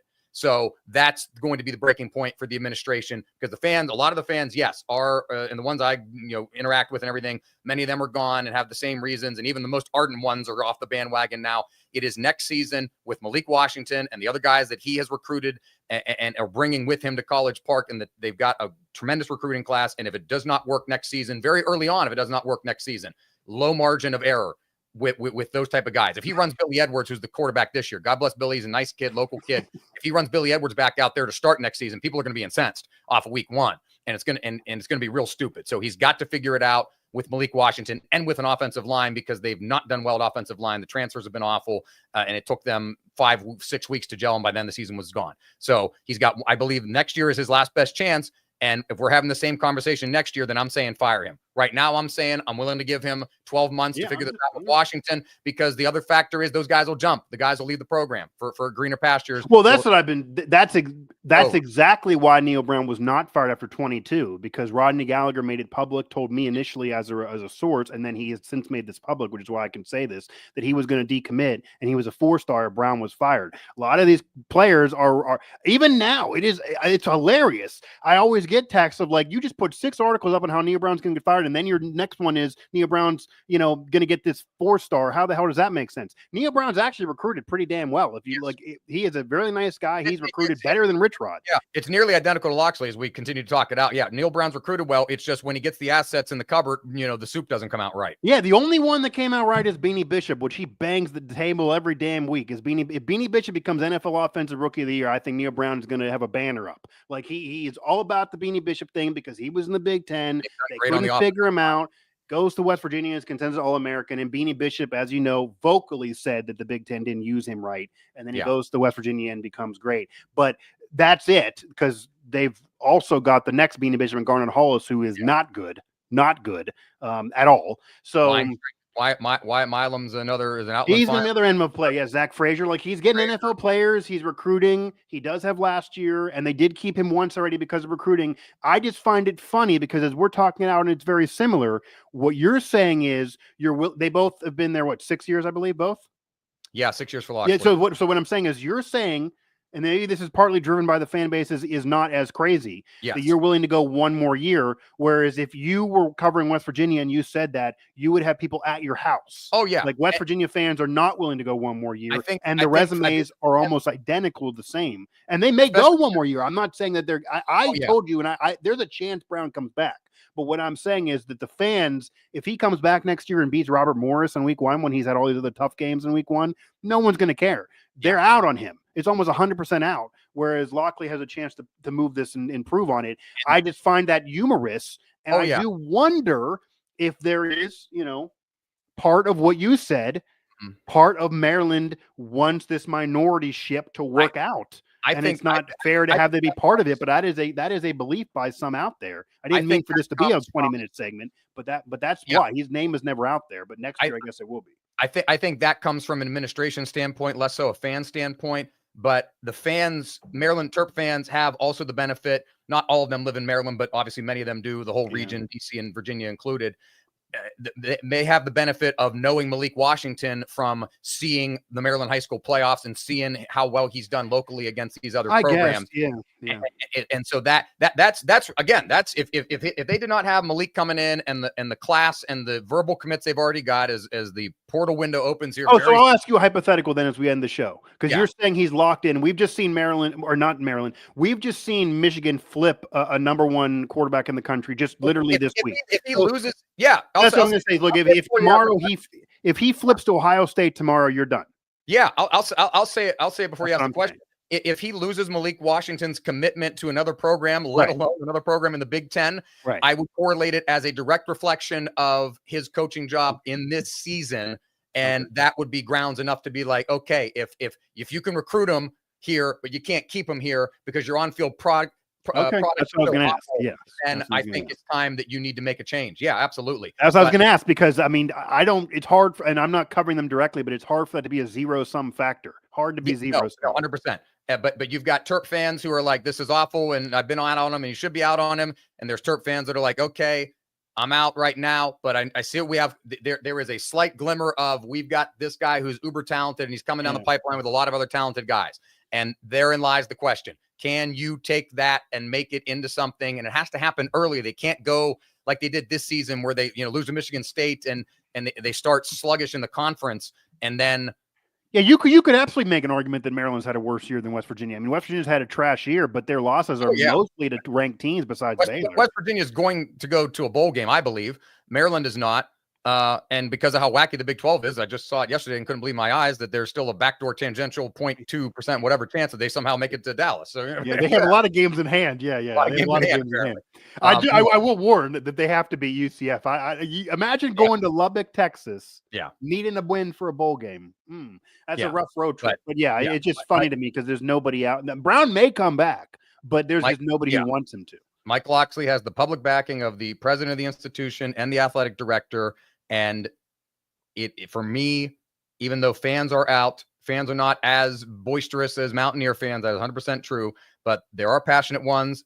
Most of them are out on Locksley at this point, but willing to give him an opportunity to see what he does with this incoming class and Malik Washington. And it's crazy to say it hinges on one player, but it does, because if there was nothing in the cupboard, you could have fired him yesterday. But there's things in the cupboard, and those things are a direct result of him shopping for the groceries. And now it's time to take the groceries and cook the meal and make it end up in a bowl trip and a good bowl trip, not another 6-6 backing into the Detroit game again or the Pinstripe Bowl. They need to go. They need to go to a better game, and because the schedule was playing into their favor with not having to be in the division anymore, and there's 18 teams in the league, so it is doable in this new Big Ten for Maryland. Is the coaching going to match the level of talent that they have accumulated? That is the question, and he's got next season to figure it out.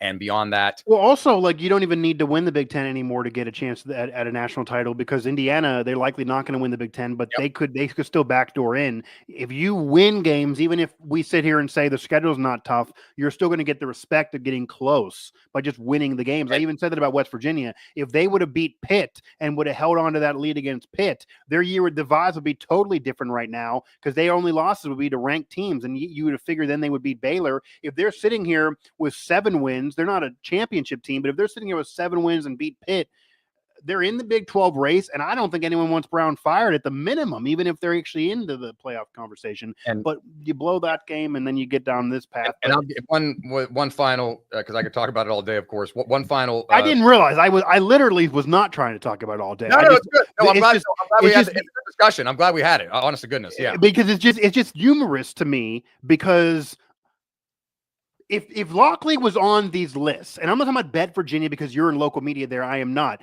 I'm talking about the national list, and even on the local list, like a Bet Pennsylvania, Bet West Virginia. His name ain't on there, but we got national people on the list. He's not on enough of the list. Around the Horn discussed Neil Brown this year. Thanks to you. Well, yes, thanks to me. But there are national outlets discussing West Virginia this year, even when they're not in a viral clip. Maryland's not even that relevant enough to have them end up on that type of radar. Which is bizarre, because a PTI discussed West Virginia this year. Yep. Okay.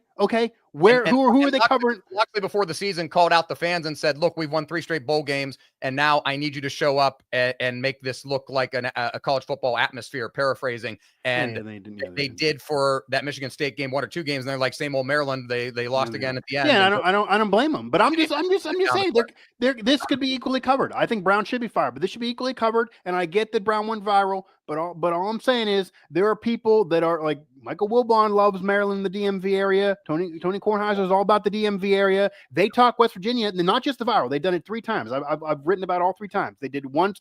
Is it disappointing team because of all the expectations? The other one going viral. Most disappointing team could also be Maryland. How are you just giving it to West Virginia? It could also be Maryland. And then the other end of that is, George, this will be a way we're going to end this show. This is the way we're going to end this show. I'm going to leave this, put a pin in this with this comment. There's somebody in the national media, and I'm not talking Pat McAfee, that is an alum of one of these schools that is very outspoken, and he has a great show at night. He's a great journalist. I think he's legit. Earlier this year, he went on shows and said he's really disappointed in West Virginia.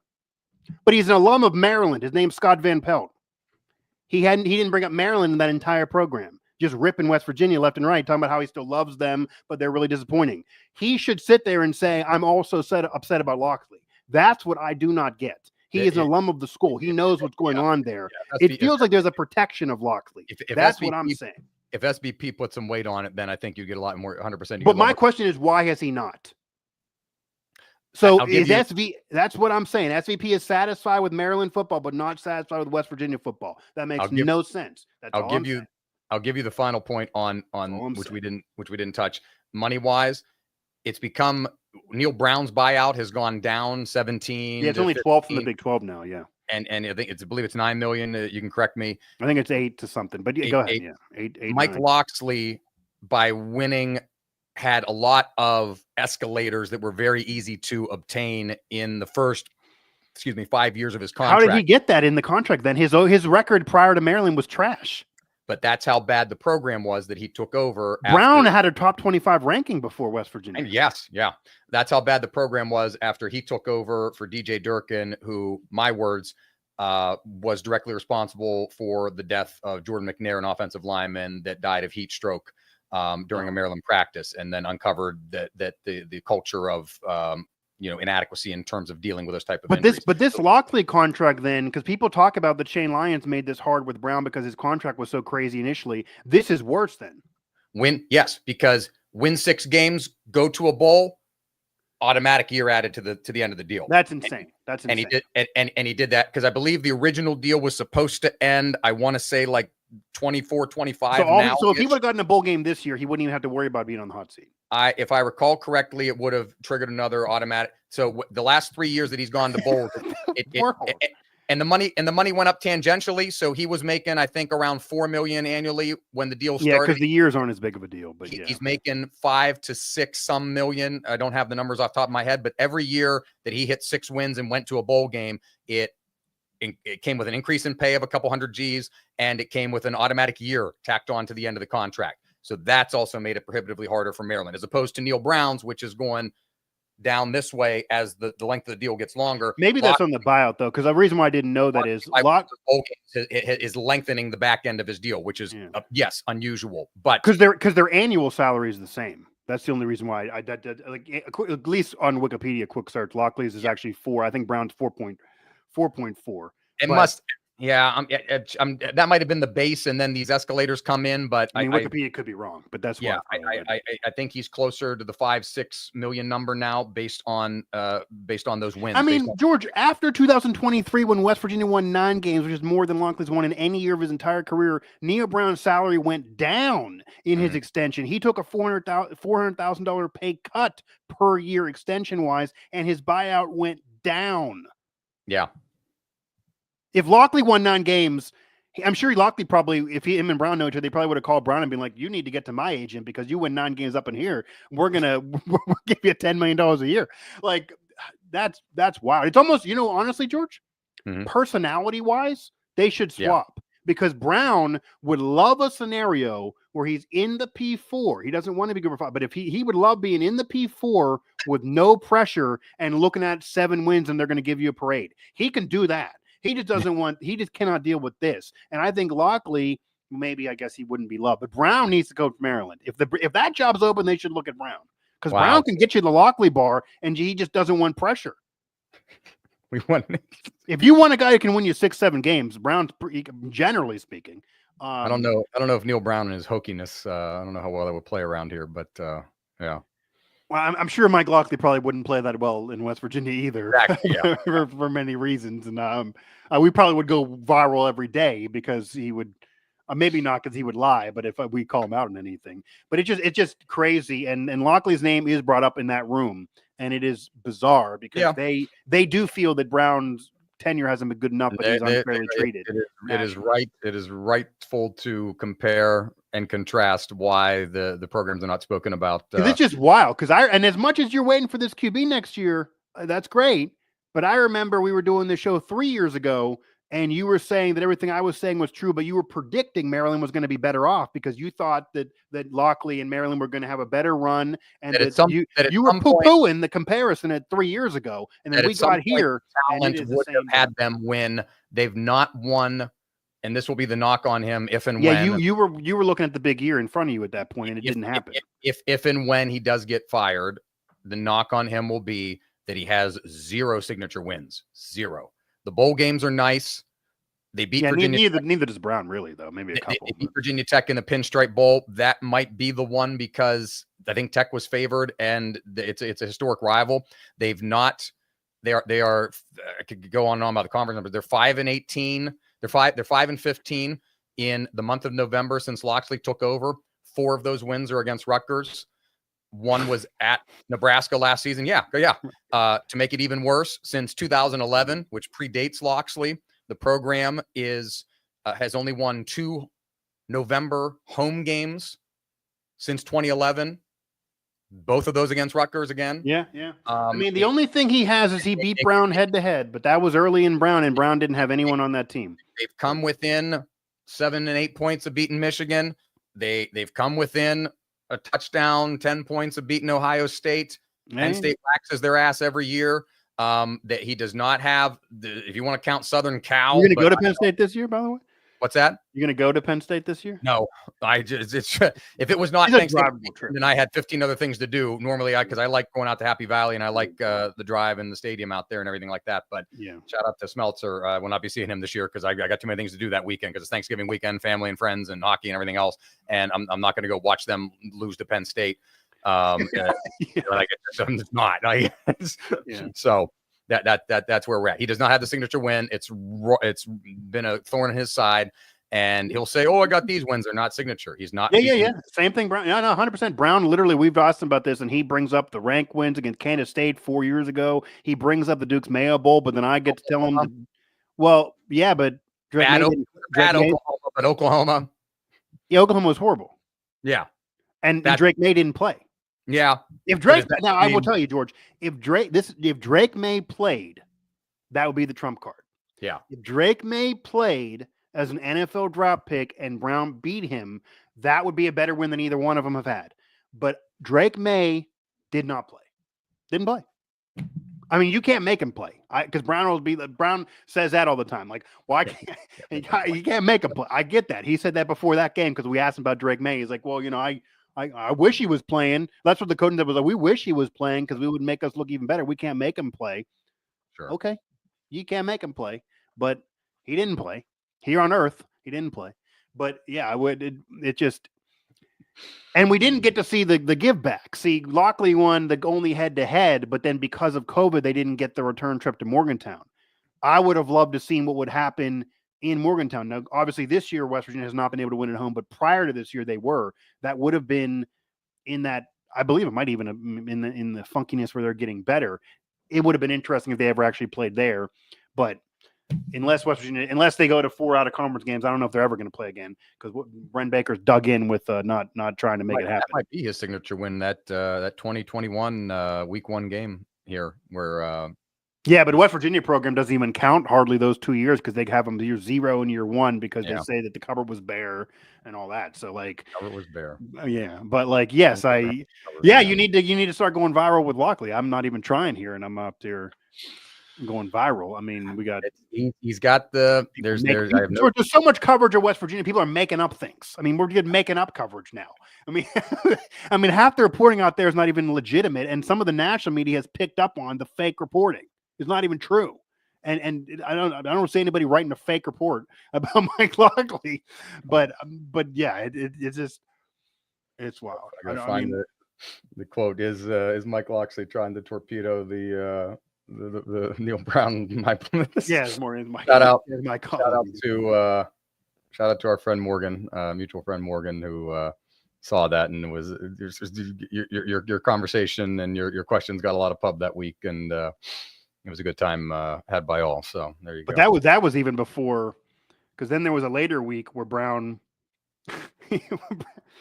cut me off, and I was about to ask who he's going to start at quarterback. Man. Oh, did you? I could try to send you that clip because actually it was really hilarious. Oh yeah, no, I saw that. I saw that. Yeah, one. Before, I literally didn't. Now I'm sitting right in front of him, but like I didn't even ask anything, and he's like, "Let me get out in front of this quarterback thing, Mike."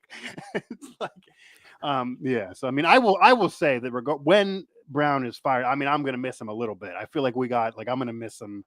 I feel like he's going to remember me. Like we're entrenched in each other, regardless of where he is. But yeah, I mean, there you go. That was the full breakdown that you didn't. I just need him on a list. I just need him on. It doesn't make any sense. I need him on a list. I need him on a list, and it's pretty wild. I mean, we're looking at job security wise. There's not many coaches in the country that have been around 7 years at a program. I mean, let alone without having a big win to show for it. But that will put a nice Thanksgiving cornucopia bow on this edition of the Howitzer and Buzzsaw Show. A reminder to find us wherever you get your podcasts, on Spotify, TuneIn, Apple, YouTube Music, and more. Just search Howitzer to find us there. And a shout out to B-, whose music you hear right here each time on the HBS End of the Hyphen podcast group, a Morgantown-based podcast collective, bringing great podcasts to the people. Hyphen podcast group on social and online. Find us on social at Gerbo3, at Howitzer Buzzsaw for the show handle, everywhere on social, and at Mike Osti 11 as well. And again, if you can't find us because we are everywhere, you're just not trying hard enough. This has been another edition. Happy Thanksgiving, since we were in front of that. Happy Thanksgiving. This has been another edition of the Howitzer and Buzzsaw Show, where we conquer locker room strife, coaching debates, and sports radio. One day at a time. And